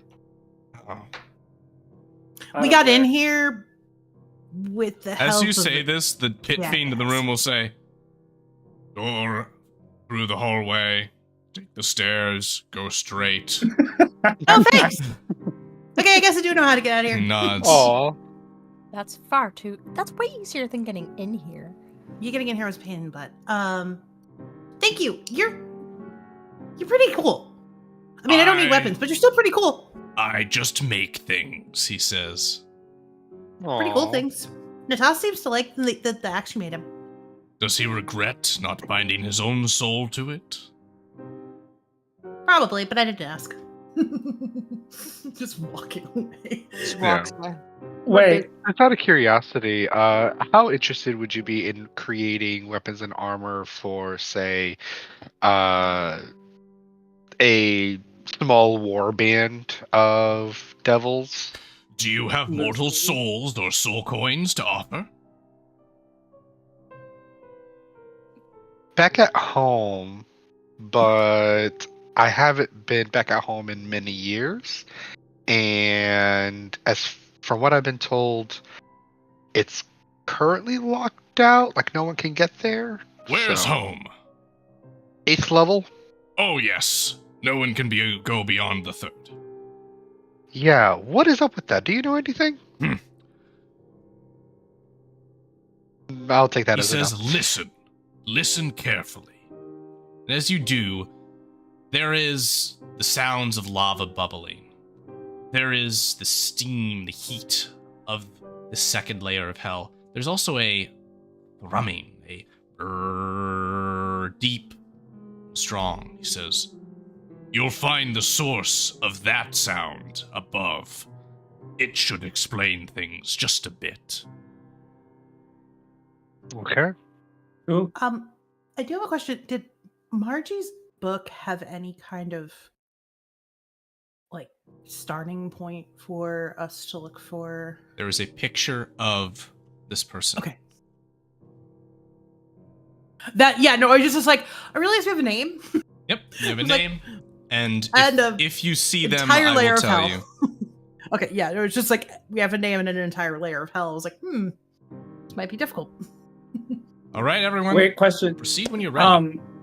I have fire. I have resistance to fire damage. Does touching the lava, is that? Resistance will not help you against touching lava. Oh, okay. It is lava. Okay, It'll melt fine. you. It'll be bad. Whatever. I mean, It's like that's how we two got of in them. here. Funny enough. But we had help that wasn't very helpful. You mean you in the didn't end. just go through the front door? We tried that. It didn't work. I don't know why, but all right. You'll see. Latifolia, Aaron, how are you doing as you pass through this chamber filled with lava? Nope. he's like, all right, you guys Completely do your thing. Completely fine, yeah. Let's go.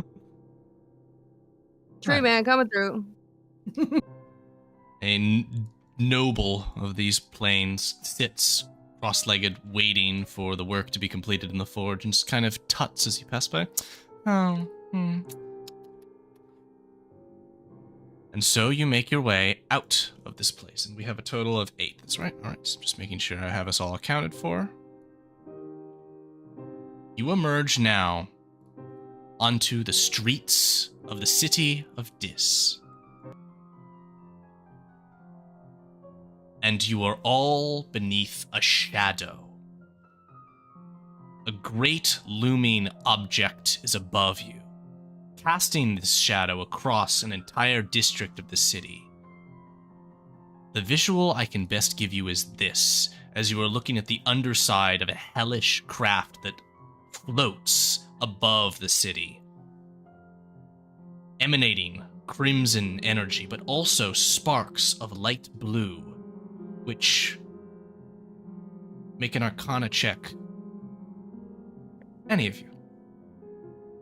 Oh no, I'm horrible at this. Aaron. Let's do with that 19. That light Oh, wow, blue that's good. glow sparking from what must be engines on what must be a ship moves through the sky like a craft. It reminds you of the hue of the light of the Epicrium stones which have fallen. This craft shadows the whole of this place. And Aaron and Rhiannon, you can inform your party members, if you would, that you had been informed by Natasha's adoptive father that this craft belongs to the 9th layer of hell, belongs to Asmodeus, the ruler of the 9 hells. Yeah, apparently he's like on the move up, something like that. What the Yeah. what? Yeah, I was just keen to get Oh. out of here, so my. Do you know since when? What other information do you have? It showed up. It showed up when we got here. I'm like counting. I'm like a couple days ago. It was already here when you got here. It was already here. Okay, it's already here when we got here, which was a couple days ago. Okay, so, all right, is he in there? Mm. Okay, We didn't okay. have to check Oh. last time. Oh, Lucy's just starts kind of like freaking out a little bit. Just like, oh wow, this is getting a bit too real. Okay, all right. It's been a few years since I've had to deal with this. All right. Is that your dad, Ah. Lucy? No. Didn't you say home was 8, not Yes. 9? Yes. This is from 9. Yeah. Which your dad was on a whole other level, which I don't actually understand how it works. So it could be that way. No. It's just that once you get, the further down you go, the more intimate the relationships become between those in power. So yeah, so it's not, he's not my father, but you know, I know him. I'm assuming. Sure. I'm assuming. Yeah. Go with it. So it's Roll like with when it. you, so it's like you know, if you're your dad's boss showed up at dinner and you have to be on your best behavior? Kind of, yeah. Okay. We're Yeah, talking about and the then most also- powerful devil in the hells in this conversation. Right. Exactly. And then I don't understand also- hell. Right. So imagine if your father's boss is the most powerful being in your existence, and your boss comes over for dinner, fully knowing that your father wants to murder him and take his place. That's complicated. Fun. Yes. I'm glad my family's not that complicated. Now I'm kind of glad my family's dead. Yeah, Yeah. that actually would simplify a lot of things for a lot of us. Well, I think my father is dead. I'm pretty sure he is dead. He So, is? yeah, my father is dead. So, oh boy. Shit. My father's dead. Oh no, he probably thinks I'm gonna be. Oh, okay. Okay, so what I need you're to saying find. is hurry our butts up and get the heck out of here? Yeah, let's go. Let's go. Okay. God, Alright. where's Okay, but Autonomous? Let's- Where's let's- Autonomous when I need him? Bring us I into think the Lachi's moment just here. gonna go like, "Where's the tree?" He Well- does not give a flying fuck about any of this.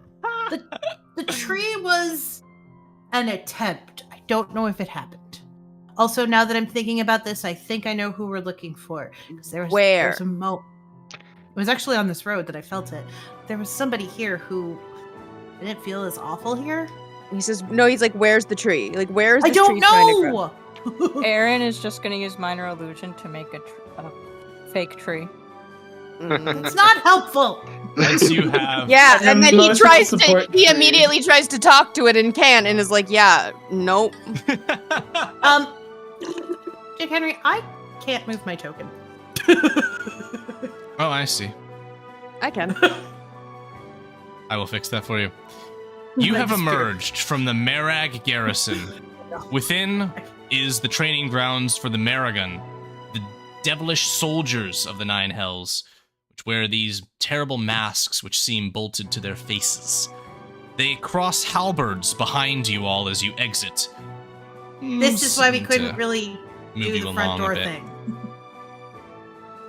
The shadow Oh, of also, your Because whole they're mean. was like marching down the street too. The shadow of Asmodeus' vessel leaves the district of the city, and this reddish-orange hue falls over, once again, the natural light as best as it could be. For you, Latifolia and Rhiannon, you are afflicted still with that terrible absence of nature. You have -4 to skill checks while you are in the Nine Hells. Is that Luxarian or is it just a Luxarian? It is just one of the many horned devils who are present. Got it. Marching along with his Lemur slaves. You see here the entrance screw to those the guys. contract courts, where is the destination for some of you. You see across the road, if any of you would like a drink, a tavern, simply labeled bar. And you see as well the lava fallout spewing down below, and a landing pad for those who fly to attend to the city. What happens if I try to put out magic tendrils and sense the nearest tree presence? Perfect. You put out those tendrils, reaching out, attempting to connect with a tree of any simple sort of kind. You feel something in a western direction, but it feels wrong. Oh, that's where we're going. Okay. Bye, bitches. As you start moving that way, Latifolia. both of you feel that affliction, that absence of nature, grow a little bit stronger. And Wait. looking in this direction, Rhiannon, you might note a source. This woman, That- flames Her. her hair, matches the sketch which you have on this page, but in that sketch, her hair is of leaves, greenery. Latifolia, this way. Trust me. Is she sitting on the ground? Or is Slumped she against the edge of the Merag garrison, seemingly I in just- a kind of a depression. standing? I know it looks like she's on fire, but I'm gonna try and reach out and just. Hello. I also can't move my token. I'll correct that for you. Oh, I know why Hello? that is, and now you should be set. She looks up to you and says, "Hello." I'd give her a healy do, but from far away. As the healing flows through, she says, "Oh, that felt nice, thank you." "Who are you?" My name's Rhiannon Belray. I'm not from here, and I don't think you are either. "No, Um, but I'm stuck here." we're gonna leave soon. Do you think you Would could you come with like us? to come with us? "I would love to, but I am bound to this place. Why? Contracts. I made a bad deal." And how would we break said deal? Unless you're capable of killing a powerful gene, then I don't know if you can. Well, it's worth I a mean- shot. Where are we going? Technically speaking, we can just make it so a contract can be broken by both parties if they want to. So we could just really threaten. She stands and says, "All right. Well, if you can intimidate him, that would do as well." Okay. She sighs and starts We'll walking get you out of here. this direction. You're Ivi, right? Yes. Okay. I just want to make sure. We were my very tall friend here and I were looking for you. You That's don't know very when kind we're- of you. Come, I will show you where Laguzix rests and where he taunts me from. Okay. The two paladins, Gervin and the dwarf, Bosund, both are going to make their way towards the contract hall. Bosund pausing near you, Gael, to say, "I'll be waiting just outside. Don't worry, I won't go in, and I'll make sure stupid head here doesn't either." Thank Thanks, you, man. appreciate it. I actually wanted to talk to him before he went in, so we'll be back. They'll wait here, and the inspector will follow you along, Gael. Come on, darling. We can just call him Stupid Head? That's a thing we can do? Are you a dwarf? I guess so. Mm. I could move him for you if you want, but I currently can't. That's fine. I'll keep him up with you for now. Making your way in this direction.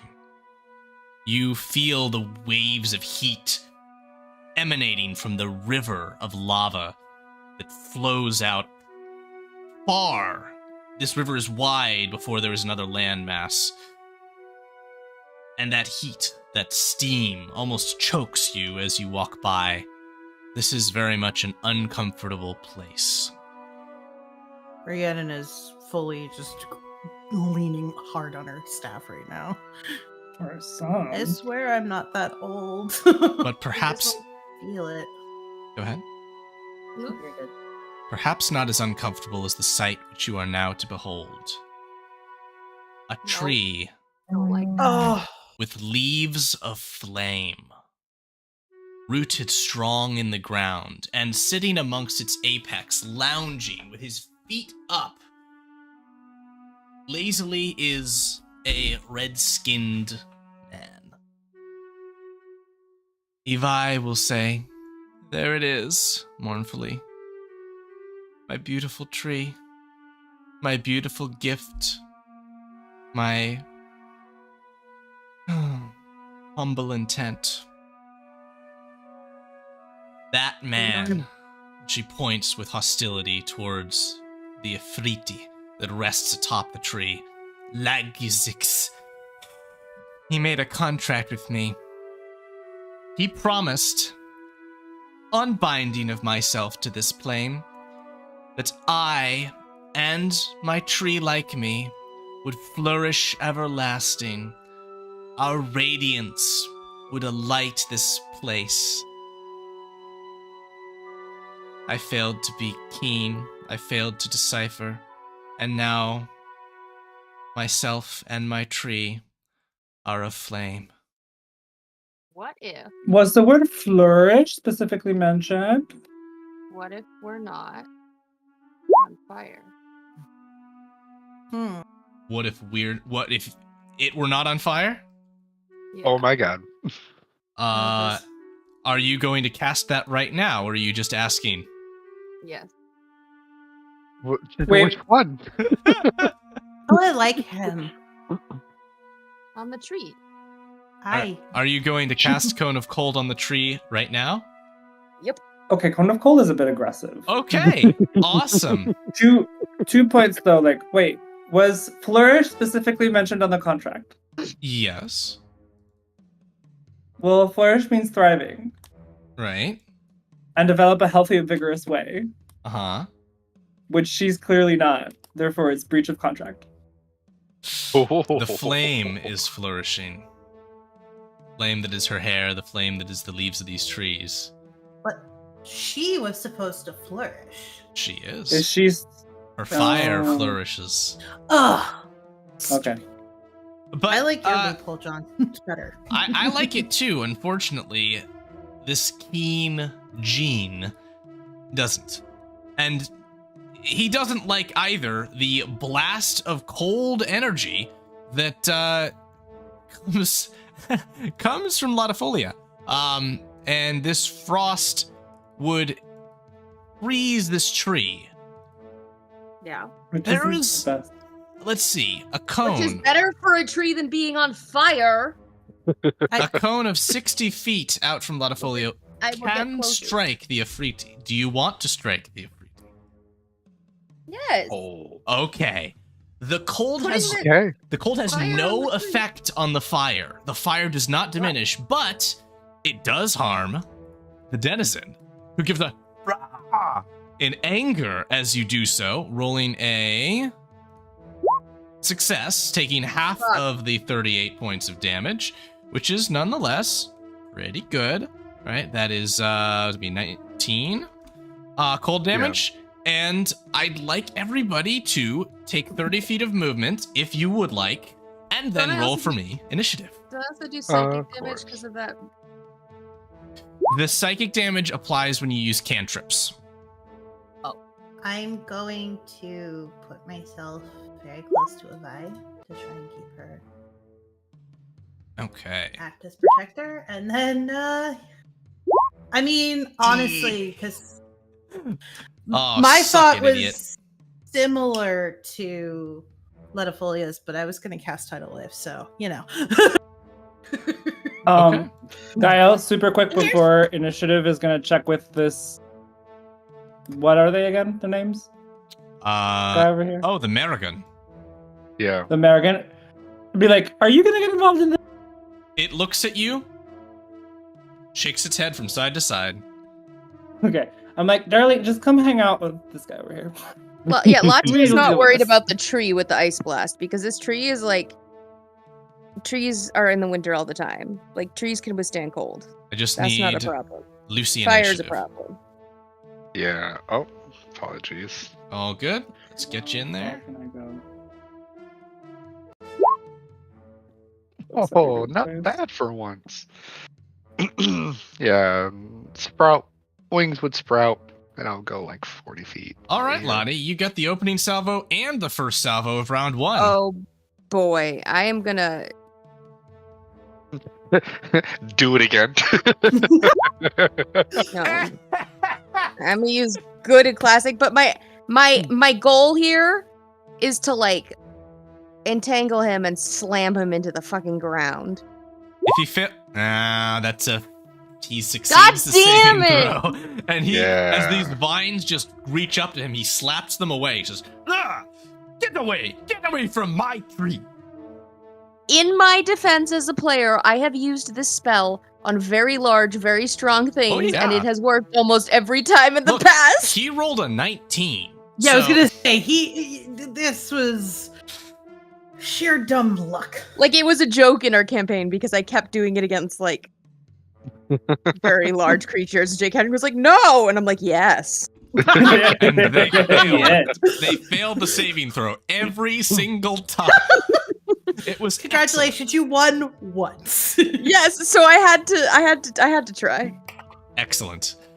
The spell fails. Take any movement you like. Yep. And I don't think you have any bonus actions. So, Lucy, No, I'll just stay where I am. what you got? Um. Also, my armor class is 16. Hooray. I guess what I'll do. All right. Well, since it's strong, it can't be wise and strong. So, well, I'm hoping it's charisma based, not wisdom based. So Let's see. I go ahead and cast Hold Monster. What's your DC? 17.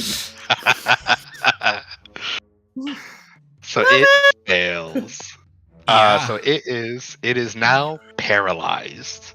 At the end, It's paralyzed mid leap out of the tree, and so it's like almost in a sort of a monkey like pose. One of its feet like lifted up like to jump, and it's holding down to the tree with its other foot and one of its arms, and it's got a hand out like I'm gonna get you, and it's just frozen there in that like almost where the wild things are type of pose.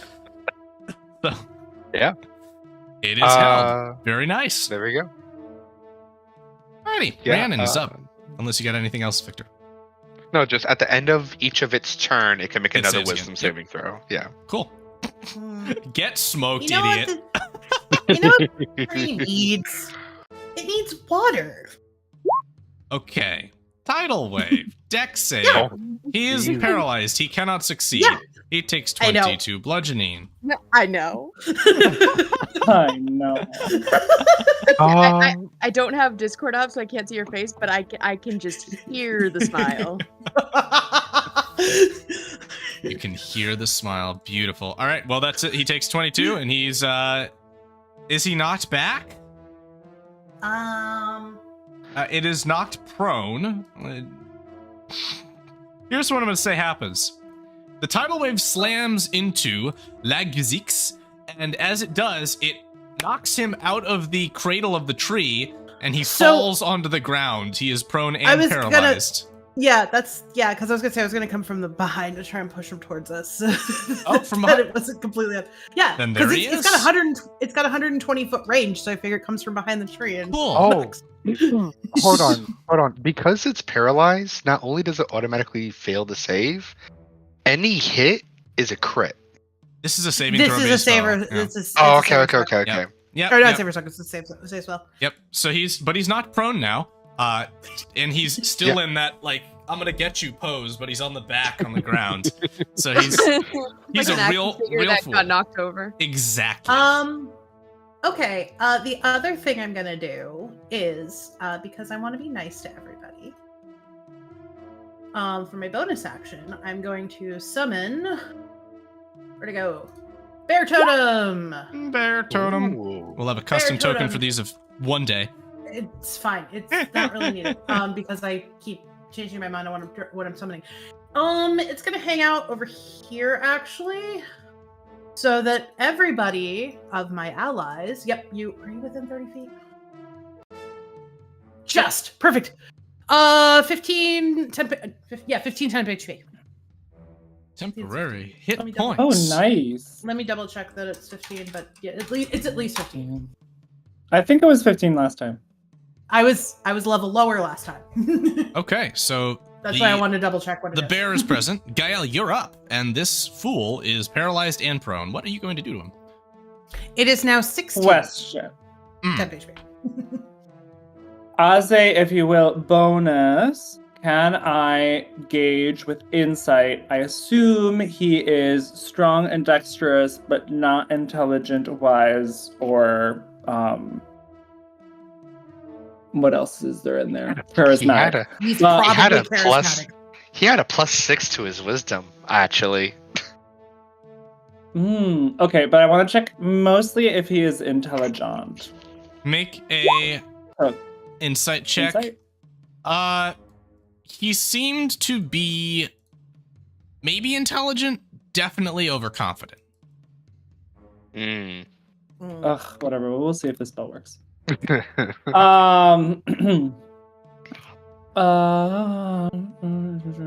I mean, it's an area spell, but it's kind of cool. Got team We're gonna do spellcaster this today. guy. Oh yeah. Seriously. Oh. Oh, that's a good one. It's a fail. And he rolled a bunch of ones new damage, Oh. so it's only 24 points, but Boo. he takes it, Well, and, yeah, bam. every time he must subtract a 1d6 from all of his ability checks for the next minute.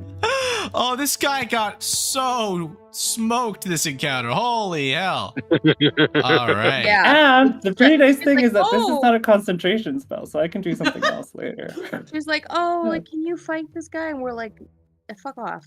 Yes. Just stay over there. Don't worry, we got this. All right. Got it. Aaron, Don't worry. what There's you a got? tree in the mix. I got you. We're gonna do a little chromatic orb. Mm-hmm. I'm gonna make it cold damage. He's a stinky bad man. He definitely is. You have advantage on the attack roll because he's paralyzed. So we'll take that damage roll, but you can roll the attack again. A 6 and a 2. What are those attack rolls? Yeah. That's not gonna do. The orb misses, and you may have misjudged his position based on where he is plomped on the ground. And there's a big spot of ice that appears and then fades from the tree's bark, where that orb incorrectly landed. Rats. Sorry about that. His turn comes. He fails to save again. Let's go. Let's. Come up, Kenneth. Ivaya's up. She is going to speak at him and say, "Curse you, you terrible, terrible man! You backstabbing, betraying! Ah!" She'll say, "If I could kick you, I would! Damn your contract!" She's gonna cast Fairy Fire on him. So he fails the dex save, and now all attacks have advantage on him. Sparkly! Which just adds Oh. insult to injury. It's technically not hostile, so she can do it against him. And then Inspector Never get the Meadows. glitter out. Inspector Meadows is going to kind of lean over the edge here down towards you, Kyle, and say, "Is the fight over yet?" We all unanimously say no. Ronnie, you're up. I'll just be like, sit down and enjoy. This is gonna be fun. Just like it's like a show. That's another favorite. Stinking cloud. Stinky! Yes. And by the way that looks is you just see his mouth open, and then there's a bunch of like mushrooms that grow there, and then he just like yells out a bunch of spores, Nice. and they surround.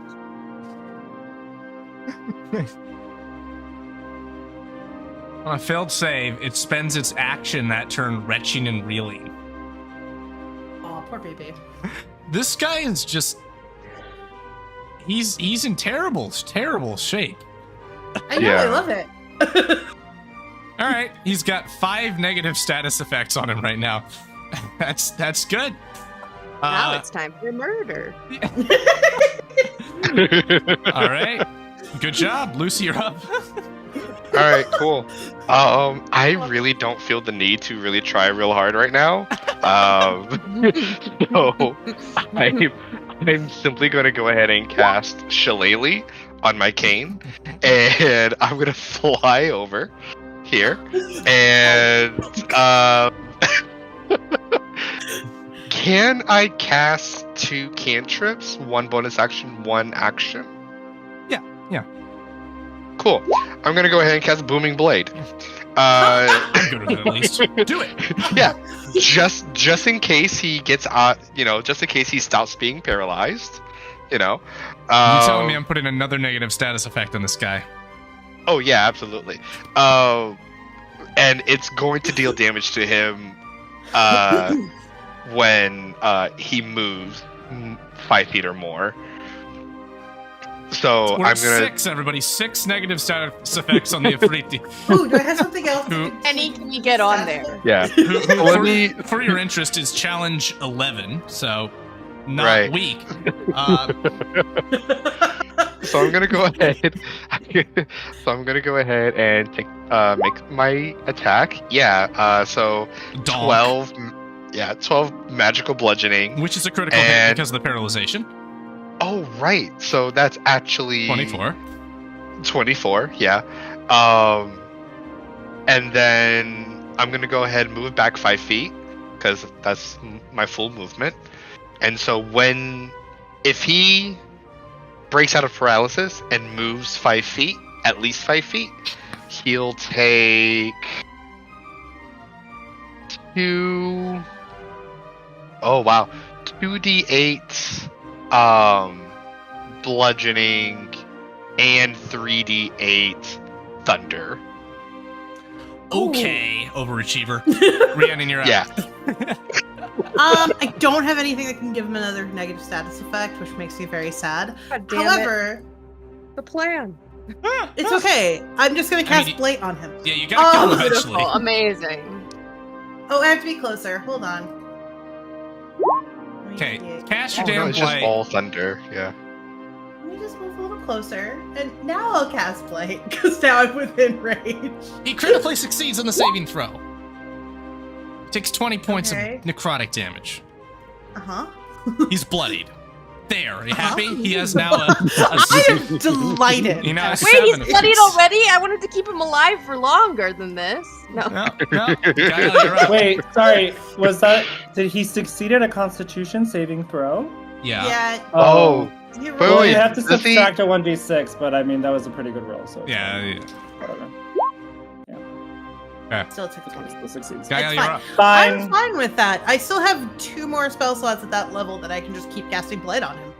Is he blind yet? No. Fun.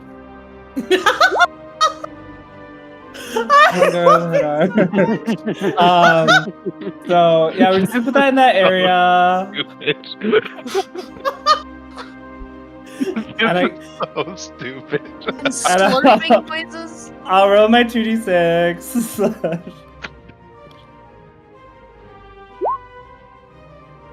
Roll another Not that much 2d6. damage. He's gonna end and start his turn in there. I'm just gonna pre-do the damage to him because I know he's gonna take all of it. Okay, he takes 8 damage. Oh, man. Does he get a status I effect? love from this fight. What He fight? just doesn't see. Okay. The Not a voice filled fight. with cacophony. This is He's this is blinded. Hang this him is up. this is what we call anti-bullying. Yeah. Aaron, you're up. May I polymorph him into a sheep? This is a spellcaster's Alright. dream battle. All right, put it in the chat. It's a wisdom saving throw. All right, he's pretty good at those. Okay. Oh, man. He rolls a Alright. 12. Thanks, John. He's a sheep. Fantastic. No, you said it wrong. It's Can we keep him? Well, Oh my we god. need him either So dead. not to rate on my own parade, but it's on attack rolls and ability checks as well as Constitution saving throws. So I don't know if that applies to Wisdom saving throws. It doesn't. He's not a sheep. Okay. I like to think that he turned into a sheep momentarily and then Yeah.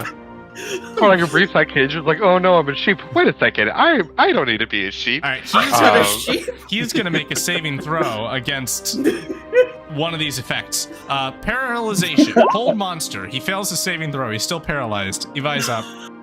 Yeah. Just out of curiosity, Jake Henry.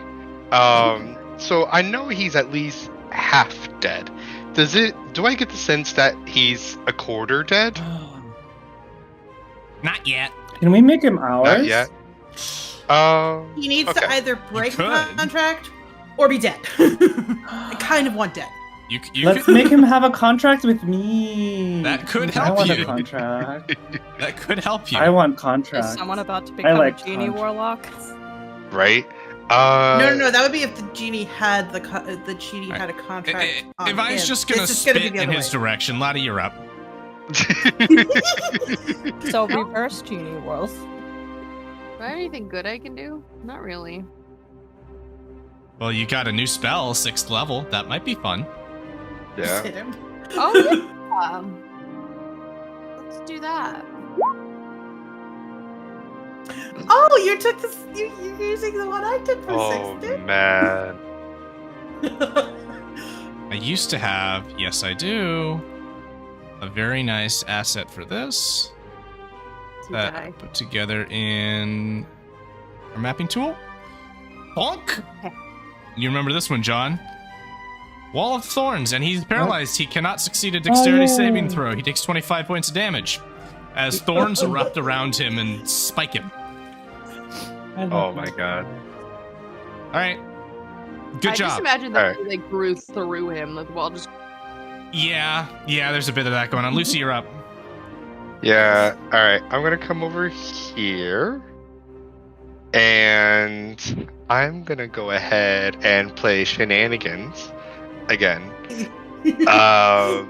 Where is it? Yes. So I'm gonna break concentration. I'm gonna willingly get rid of concentration on hold a monster, and I'm gonna cast command. Okay. And I'm gonna tell him, come.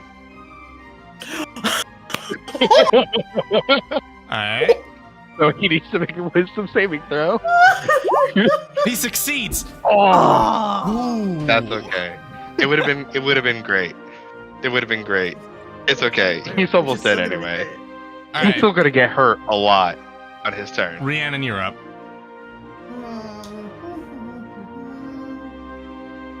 He's not paralyzed anymore, is he? No. He is not. I apologize. I wanted to be I mean, fancy. but he's restrained by the thorn walls.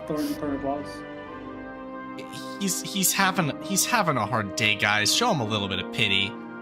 No. Did you say cast Never. blade on him again? I think you said cast blade on him again.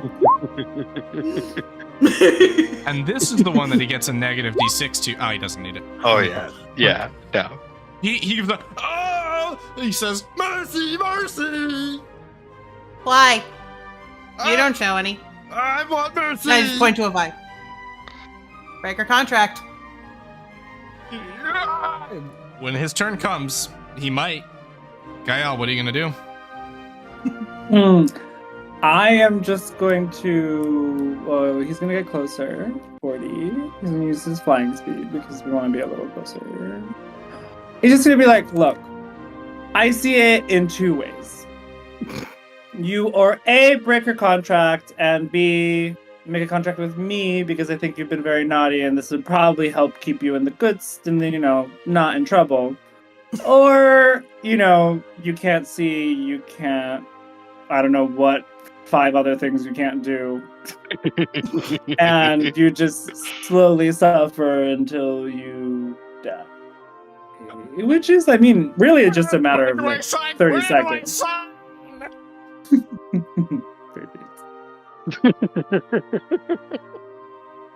All right. Aaron, do you want to do anything nasty to him, or are you going to leave him to his new fate?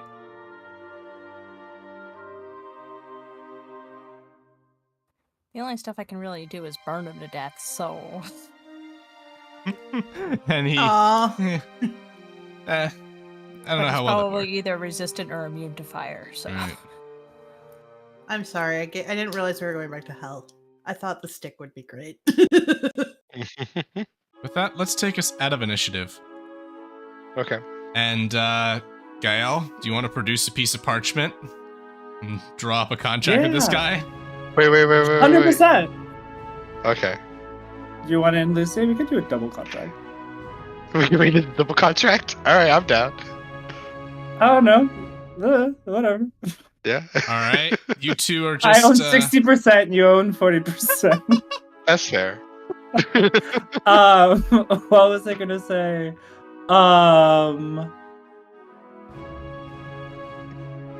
Yeah, just contract, servitude, yada yada. Like a very I would say- generic, standard devil contract of servitude and you Yeah. won't betray us, you won't try to overthrow us, you will follow all of our Do you want to write commands into there and that letter. he will let go the contract on Evi? Of course, and Please. all of his contracts must be previously approved by us. Ooh. In Alright. future contracts, all future yes. contracts must. He be is approved allowed by to have us. his own contracts, but approved by us. And He needs to talk to also, his lawyers. Yeah. Which are you? exactly. And I mean, of course, I would say whatever drop concentration or anything that isn't just like restraining him until he's like signed it, or like keeping him like not super, like, we're not gonna drop everything until he signs. We're gonna keep the And glitters on then- him. Yeah. Yeah. I think And, that can just stay until it can't be there anymore because it's just Yeah. beautiful. So And I mean, I okay. think apart from that, the contract has overall, as long as it's not overridden by our wishes, free will, and he, what else did I want to make sure that was in there? When we Um, call upon him, he must answer within I would say, if we are within the same realm of existence, then he must respond. He must appear before us within, I don't know, 10, 15 minutes. I feel like as a djinn, he has that ability. And if he is on some other plane of existence, then he must at least respond within the hour. Perfect. and to make it fair, of course, on our side, what we're giving him is his life right now. He signs. Druids, do you have any input Here's to this a- contract? Here's the question: when he goes to sign, we are currently like 5 to 10 feet away from him. Does he move up to No, we us? can move to him. No. Does he move up to us? Oh, he crawls up to you. Cool. He takes 5d8 thunder Hey, damage. no! Do not kill him. He goes, oh! He doesn't die. And just, oh. Yes, druids. Can we let the tree stay and live the way it's supposed to? Oh, that is not within my power. A tree can't live here. It can only burn. Okay, fine. Boring. If you want me to let the tree die, I can, or it lives like this. I look to Latfoya. It's not a life for it this way. What do you think, Lottie? Yeah, I agree. He's like not Question. really in the business of making contracts. So I feel like he would, unless he heard something completely off the hook, would just be like, yeah, sure. Okay. I wanted to see if Can the you- tree could stay, but since it can't, Can you polymorph a tree? no. It Only, has if to be a it's, creature. only if it's a It has to dryad. be a creature, right? Yeah. I mean, if you Yeah. have true polymorph, you could polymorph anything into anything. Yeah, Mm, but okay. I'm not that Also- good yet. Polymorph tree into what exactly that wouldn't be harmed by being on fire? A devil? Well, I mean, you could stop it being on fire and just take it out. Yeah. I'm just wondering. I'm trying to make it pocket sized. Right. That Oh. would be enlarge reduce. But it'll still be on fire. Yes. Yeah. I have I fire mean, if- resistance. Hold it. If the tree can't live here, then let it go back to the earth. Levi crosses her arms and she says, can I ever be unlike I am now? My hair, my essence restored to the life that it had before? And the Ifrit says, no, you signed that away with their contract. Ugh. Still, He said to negate the contract. yes, but there's some changes that can't be undone. She and this tree can now live here. She's no longer bound here. She can leave if she wants. That was contractual, but the only way for the fire to go out is death. Both of you. Hmm. She says, I am of life. I do not choose death. For me and my tree. I will leave it here. I will leave it here as a mockery of the people that make this place home, so that even if it is not flowering, giving leaf, This tree will be here to remind the devils of what they aren't. I like you. And I'll go back. He walks and calmly places, gently, a hand on the shoulders of Rhiannon and Latifolia, with those who are true wardens of life. And I'll help them however I can, because they helped me. Thank you. Would you accept that debt of gratitude? Don't owe me anything, but if you want to help, that I'll always accept it. If I will nod to you, Rhiannon, and turn to you, Latifolia. Lay, will Latifolia accept a debt of gratitude from this Fey being? Yes. A Fey of fire. All right. So with that, you have Quick a question. newly secured Ifriti servant. Yes, Victor? Yeah, what's his name? His name, let me write that out for you.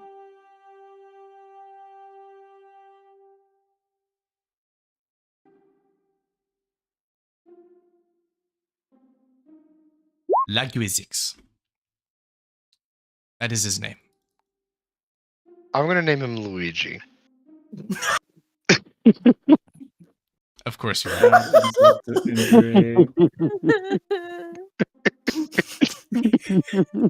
All right. What's his name again? Yeah, no, I'm not doing that. Luigi it is.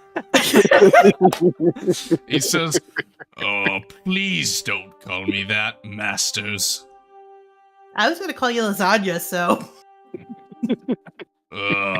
He groans and follows. Where do we go now? Contract Let's go. call? Contract. Oh yeah, contract hall. Come on, Luigi. It's either Luigi or lasagna. Laguizix? Is that how you pronounce it? Okay. Yes. Lasagna. I say that Luigi's better than lasagna, so you should be grateful. I am grateful for my life. That is all. Oh, That you're was so enough. cute. And she just like does a little boop on his nose. Oh, Hell wonder. is it? No, hell is still terrible, but this was at least enjoyable. Lottie says, "Speak for yourself," and he starts heading out. Goodbye. All right. We I have will see myself out. but one destination remaining within these terrible domains. Are you all ready to enter the contract hall? Let's do it. Nope, No not going in. signing. Oh, telling names. actually, Lottie's gonna stay outside. you know No, what? He does not like. He's seen enough of this contract bullshit. He's like, no. He's like, I don't even know if stepping inside is a good idea. So nope. Okay. Just want to make sure you're okay with not being in this next scene. Yeah. Okay. I have to make the decision that the character would, Real you like. quick. And he's ready to get out. Evi Real will stay quick. with you. Cool. Yes, Victor. The paladin, our little dragonborn paladin friend, who's gonna make stupid decisions.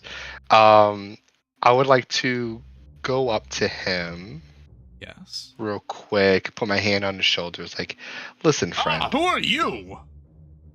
yeah. Oh, it's you. Oh, Yeah. I'm in disguise. Don't worry about it. you would blend I'm- in. It gives me the urge to you, like to all of these devils, smite every last one of them. But I must restrain myself. I am here on the duty of my god. Yes, that's great. And while you're at it, would you so kindly, when you're making the contract, make sure that you are making the weapons for myself, my army, and No. our crew? And I cast suggestion.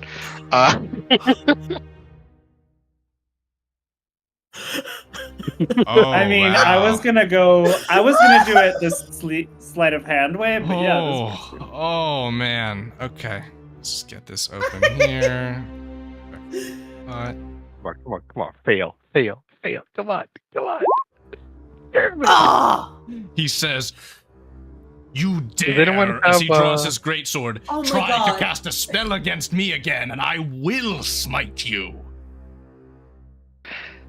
No one has the what was it? Silvery barbs. I think I do. You do? I do. You do? oh my god. No. Oh, Stop saving And Ah. he turns, keeping the sword to you as he walks away before entering the contract hall. This is what we get for I tried. absolutely decimating the Afriti. I guess you can't have everything. You have it all. Yeah, you can't have it all. Fine. I tried though. I tried. You did try, and it was a noble try at that. But alas. Yeah. All right, folks. all right, Luigi, stay out here. Go ahead and heal yourself. Passing by Latifolia, Gael's like, honestly, I don't want to go in there either. I just have to deal with it. So yeah, enjoy being. He says, he says, how long does this take? 'Cause he's wondering if you should like stay here or just kind of skedaddle. I don't know. Any feedback? You don't know. DM? I have no idea. Um, But go to the bar, have a drink, enjoy the yourself. bartender's name is Bar, and he's actually really nice. Just ask for a beer. He's got it. I don't That's what actually we know if you expect. drink beer, but yeah. He just kind of sits on the ground and says, I'll wait here. Okay. Oh, laddie. Like, I do half an hour and then I'm out of hell. Mhm. Okay. Evia is going to sit. Even though she's slightly on fire, she tames it as much as she can and just kind of holds your hand. Oh. He like flinches, but then is like, okay, this is fine. This is fine. It's not fine. This is fine. Is the inspector coming in with you?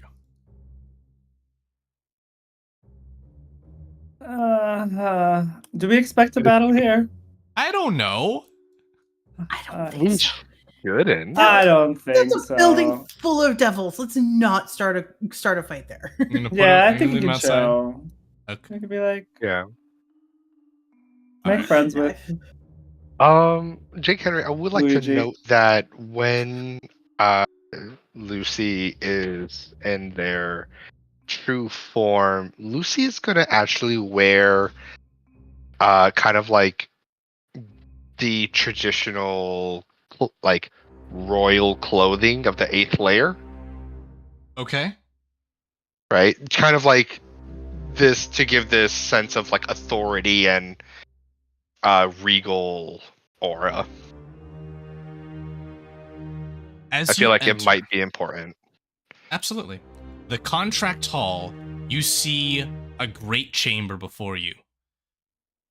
For those proficient in histories, you would know, or even those with a passing interest, this place, its design, is built in keeping with the place of the Plane of Order, their Hall of Judgment, a hellish mockery of it, at least. And so, illumination from chandeliers hangs on the place. Horned devils perch upon pillars that rise not all the way to the ceiling, and the 4 contract devils stand upon pedestals, a 5th left empty. The subject of judgment sits or stands in this central space, a blue orb before them so that their voice might resonate across the chamber. Their accuser stands here, and their defendants in an unoccupied space to the right. As you enter this space, you hear the voice of Gorzeb Shadehand as he decrees, "And for this breach of contract, I would decree disintegration." The contract devils hold their hands up and say, I agree. I agree. I agree. I agree. And then the first which spoke points a finger towards this elven bard who says, no, please, I didn't know what I was. As a beam of green energy fires out towards her, and in but a moment is she turned to ash. The contract devils will say, someone wipe her off the floor, as several imps rush forward with dustpans and brooms to remove the remains. In this chamber is Tatal, who Bosun rushes to and hugs and says, oh my goodness, I was afraid your trial would have come already. She'll say, oh, it's all right. I get to choose when it is. I get to choose to keep waiting here or to stand trial. Paladin marches forward steadily. Gorsev walks this way as well. Paladin looks around the hall, do whatever, and then steps back, crossing his arms. Yeah, punk. Shadehand approaches your group and says, I'll be damned if it's You not are. the one they call Gael. Looking towards you, Uh-oh. Gael. You've given me the favor of coming here yourself. Fantastic. I just wonder if it'll be you or the other that goes on trial first. As he turns and returns to the accuser's stand. So Tatal will approach you, Gael, and say, all right, how do we want to play this? As I understand, half-brother. Yeah. That was an interesting lesson. Nice to meet you in this way. Yeah, me too.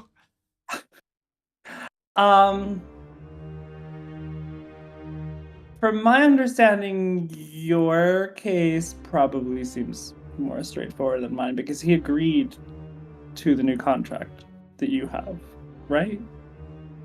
No, I'm still under contract with him. We thought that by leaving the Hells, I would be away from it, but we were wrong. I'm contracted to do a service, and I've been in breach of that contract. I don't know how I can win.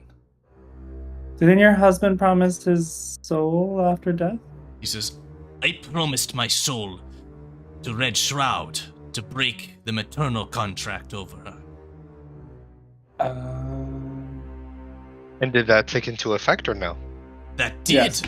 but Gorseb here still holds a leash like a bastard.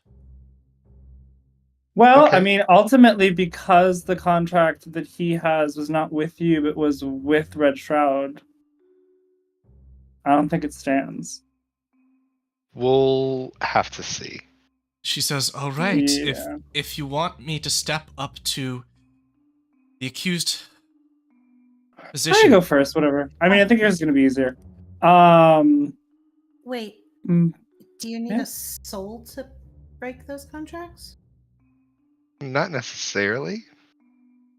no, you mostly just need an agreement from both parties, or you need a way to make the contract void. Yeah. Oh, because I have, and I just kind of like really like cupped in my hand so only you guys can see it. Have one of these, and it's a soul coin. Oh. Yeah. If it's Okay. important. I don't want to see anybody So else get stuck down here because they don't have to be. was your soul Oh, no, not yours. I'm sorry. The dwarf, was the dwarf soul in particular the one that was bargained, or just a soul? My soul was bargained Your soul. to her mother. To her mother But that's to not in break place. contract. I mean, that could be a thing for later. Yeah. This is against this guy specifically. Just go up and see what happens. I'm just gonna go. Are you gonna act You as judge. the defendant? Yeah, are you defending yourself, or would you like to elect someone or someone's else? Select I as can many as you go like. to defend myself, but yeah, I mean, the entire party can stand on the other side for the fun of it if they want. Taytal and her husband are going to stay back, but Aaron and Rhiannon feel free to join Lucy on the defendant's perch. Quick question: do I have any in? I don't think I'm gonna fail. But if I do fail, does anything happen to me as the one defending him? Not unless there's a devil lord to place punishment upon you for your failure. Cool. Okay, if that's Rhiannon's hovering, she's kind of worried, but it's I don't want to get disintegrated. All right, Aaron, are you gonna join Lucy on the pedestal, or are you hanging out with Rhiannon right there? I'm gonna hang out with Rhiannon. Okay. Fabulous. A bug flies by, a lot of folia outside, until you realize that it's not actually a beast. It's a devil the size of a bug. Oh. Okay. Way to bet it. All right, Gael. Announce your case to the contract devils. Well, first thing we're gonna do is roll persuasion. Because it's always good to have. Can I give guidance? Yes. You can give him pre-guidance on this roll. Yeah. Roll an extra d4. Yay. I don't know why. Wait, I just come back. Yeah. Nice. Very nice. Well, I'm gonna be this is a very clear case of contractual negligence.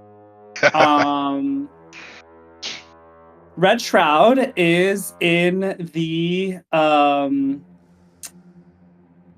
custom of sending her offspring to be enslaved by other demonic powers, which is completely fine with our laws. However, that is not a contract. Contracts must be entered in full cognizance and free will of both parties entering the contracts, and therefore any contract that Red Shroud enters about her offspring is not valid because she is not the party at hand. One of the devils will say, so you would suggest that your contract with the accuser, Gorzeb Shadehand, who scowls, is invalid because you, in fact, did not sign the contract, but your mother did. Yes. There are multiple aspects to why this is invalid. First of all, I leave it to you to decide. It might be that while we are not of age, our parents, I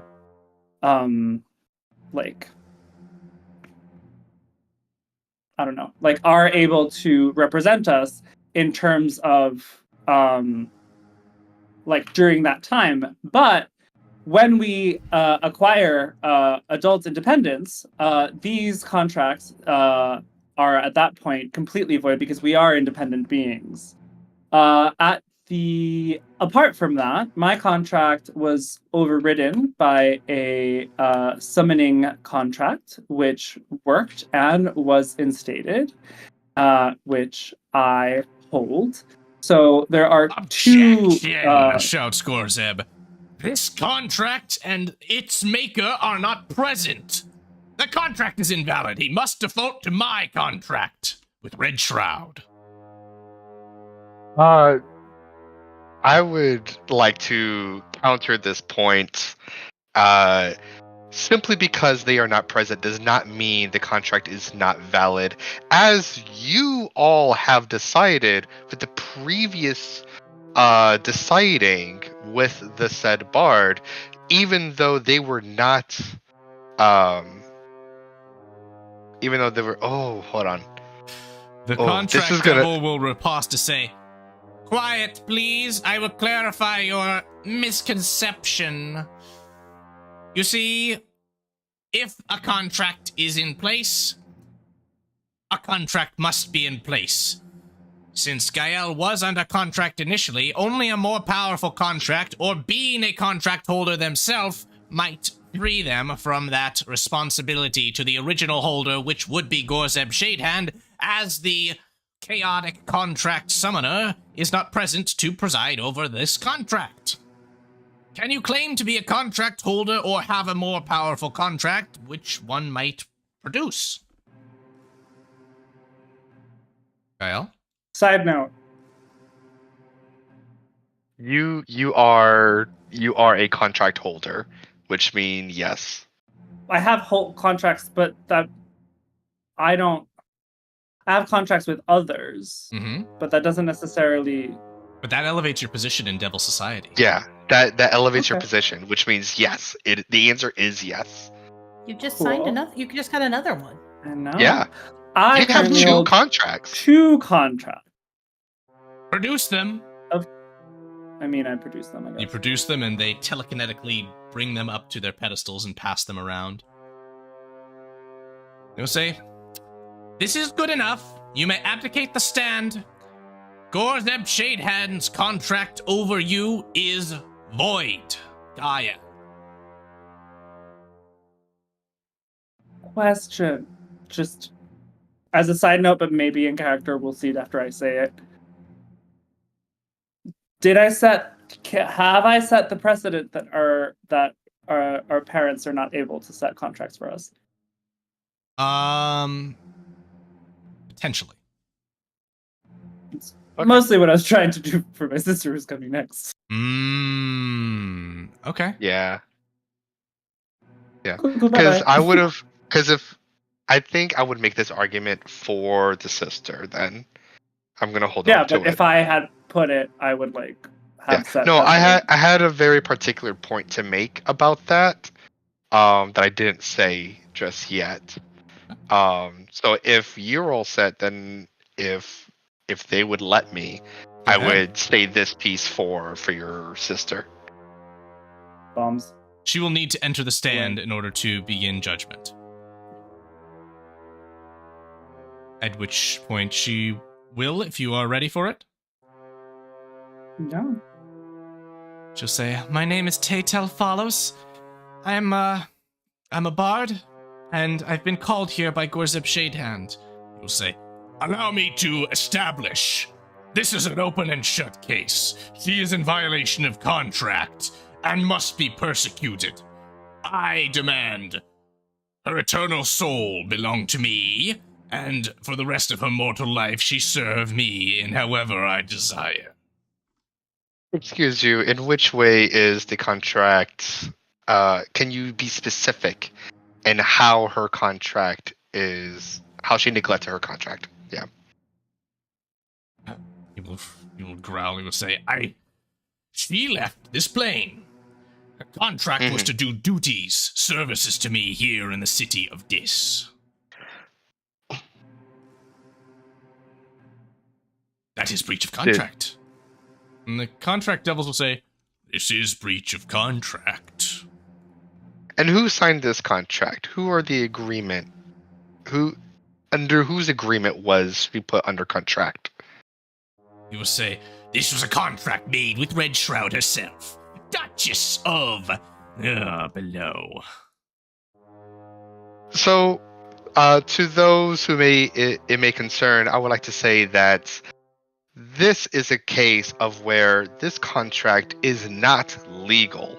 The reason why is because she herself, pointing to the bard, I forget her name. Sorry. Taytal, yes. Titalius. The reason why is because Titalius herself did not sign this contract. Her mother did in her name. And as previously stated in the prior trial, if both parties are not willing then the contract is null and void. Considering how her mother at the time did not have the right to sign her contract, this contract should have never been the case in the first place.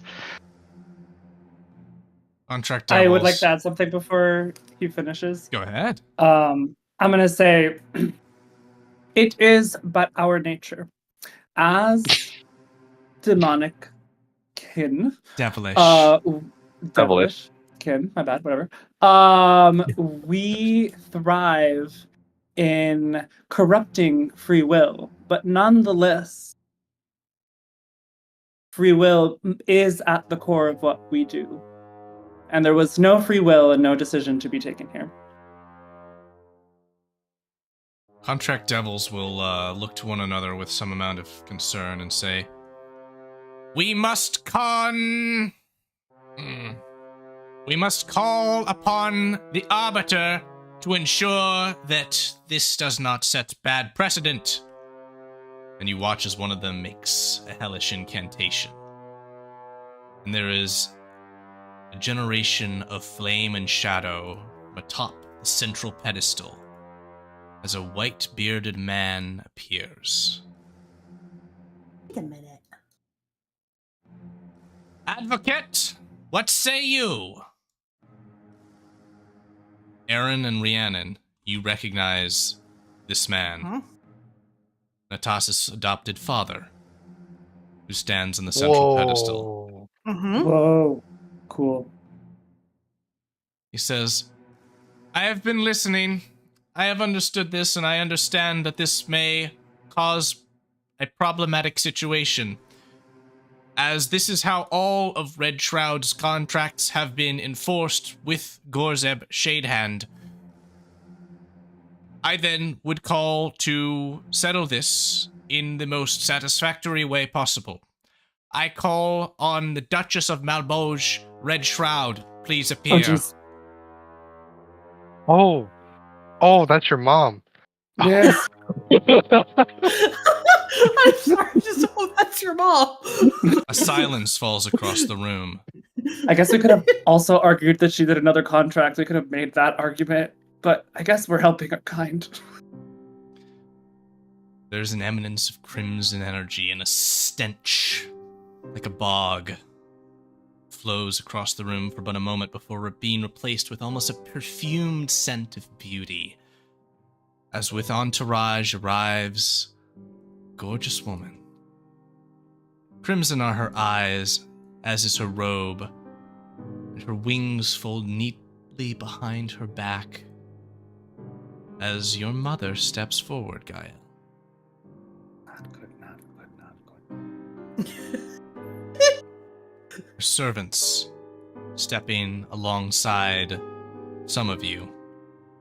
These succubi, incubi, don't pay you mind as the ones in the tavern did. They stand resolute and still, clear in their purpose. At this point, the paladin also rushes forward and says, I would like to interject. I have business with you. And he points towards the man atop the central pedestal. Oh, please let him die. Oh my god, he's probably going to. Charred. The white-bearded man cocks his head and then holds a finger up and says, Dragonborn, you are most amusing. I will deal with you after this trial. He will say, fine. Steps backwards. The succubus gives a... go kiss yourself until you're done. And he watches the Dragonborn gives a, oh, yeah. And he immediately starts kissing his hands. I cannot help myself. Oh, God. And Okay, she's kind of cool now. stumbles his way towards the exit room. Red Shroud steps onto the central platform alongside Taytal and says, Hi there, dear. What are you doing? Taytal says, Hi, Mom. How are you? Red Shroud will say, I'm good, but I'm in a bad mood right now. We've got a problem. Advocate, he calls up. Chimeron says, You have your contract devils have found a loophole in the ongoing arrangement we have had. This has been a loophole of time efficiency, to make these things clean. And because I doubted that any of my children would truly betray their own mother. I would ask that from the contracts with Gorzeb Shadehand, until now, my devoted servant... She turns and gives him a glare. That these two be freed. Gael and Tetal, as they claim themselves. The advocate says, that is easily within our power. We would have it happen now. She says, yes, and I would meet with you at your soonest convenience to establish a new precedent for my children. The advocate speaks to confirm this and says, very well. From the service of Gorzeb Shadehand, are these two freed? Gorzeb says, Red Shroud, this is preposterous. How can you allow this? She holds up a finger to shush him. I'll be with you in a second, honey. Advocate says, are there any other dealings which require my presence? Red Shroud says, no, I think we're quite done here. He nods. And in a puff of smoke, the man at the center of the trial vanishes. Hand around her shoulder, Red Shroud and Tetal now descend to here. She says, go, be with your cute little husband. Tetal jogs immediately over to the dwarf. They embrace and step to the side as she climbs up onto this pedestal. Right alongside you, Lucy, says, you're an interesting man. Is that the smell of Cania on you?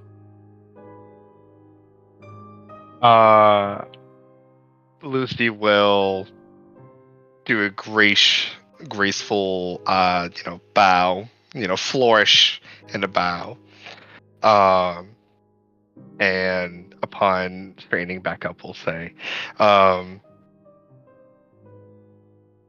why, yes, it is. It is a pleasure to make your acquaintance, madam. As is yours. I didn't know that Mephistopheles had kin. It's a pleasure, and I hope that our relationship, as she takes one of your hands and places a kiss upon it, will be strong in the future. We can discuss those details at a later time. Indeed, and she gestures towards Aaron and Rhiannon and says, are those two your supplicants? Yes. Very good. If they desire, they may have the night with any of my children. Your... God, what's the word? Your kindness is greatly appreciated. I will let them know. She smiles. And then she steps up to you, says, oh, my little boy.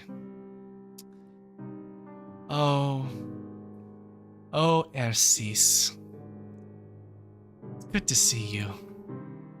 You've been naughty. But that's good. Just taking... Okay. I like the little satellite of my power that's building on the material plane. Keep doing your good work. But remember, a mother's bond is so difficultly broken. And if you would ever seek to challenge my maternal right over you in this court, Ercis, you would fail. And so when I come visit you next, I anticipate the service that will be done for me in my name. She smiles and pats you on the head and turns away to depart. To her other children, rejoin me when you're done. And makes her way out of the chamber, disappearing in a puff of crimson smoke.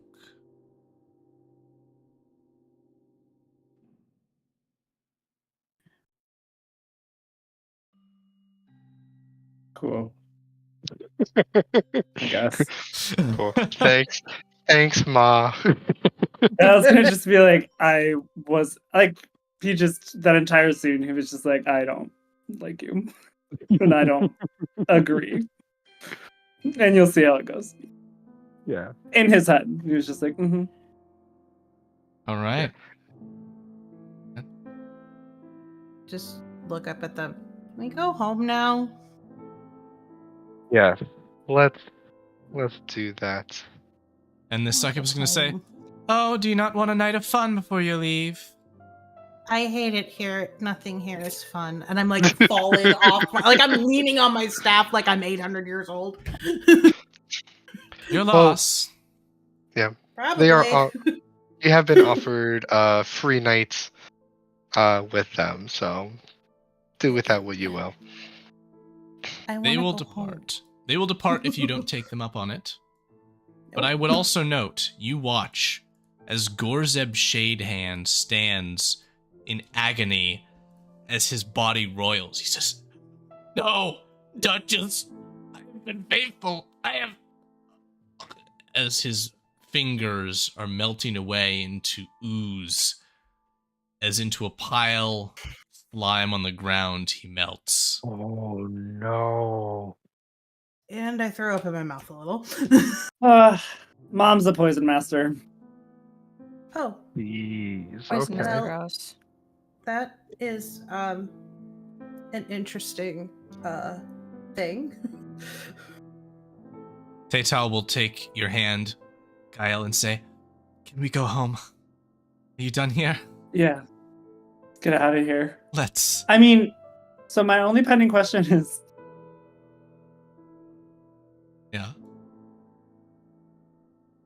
Gael is kind of like, I do want to make sure that contractually I'm fully free, and I do not like what she told me.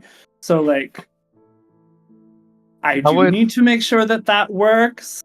That like, what our argument, like, he's gonna want to follow up on it at some point, some extent.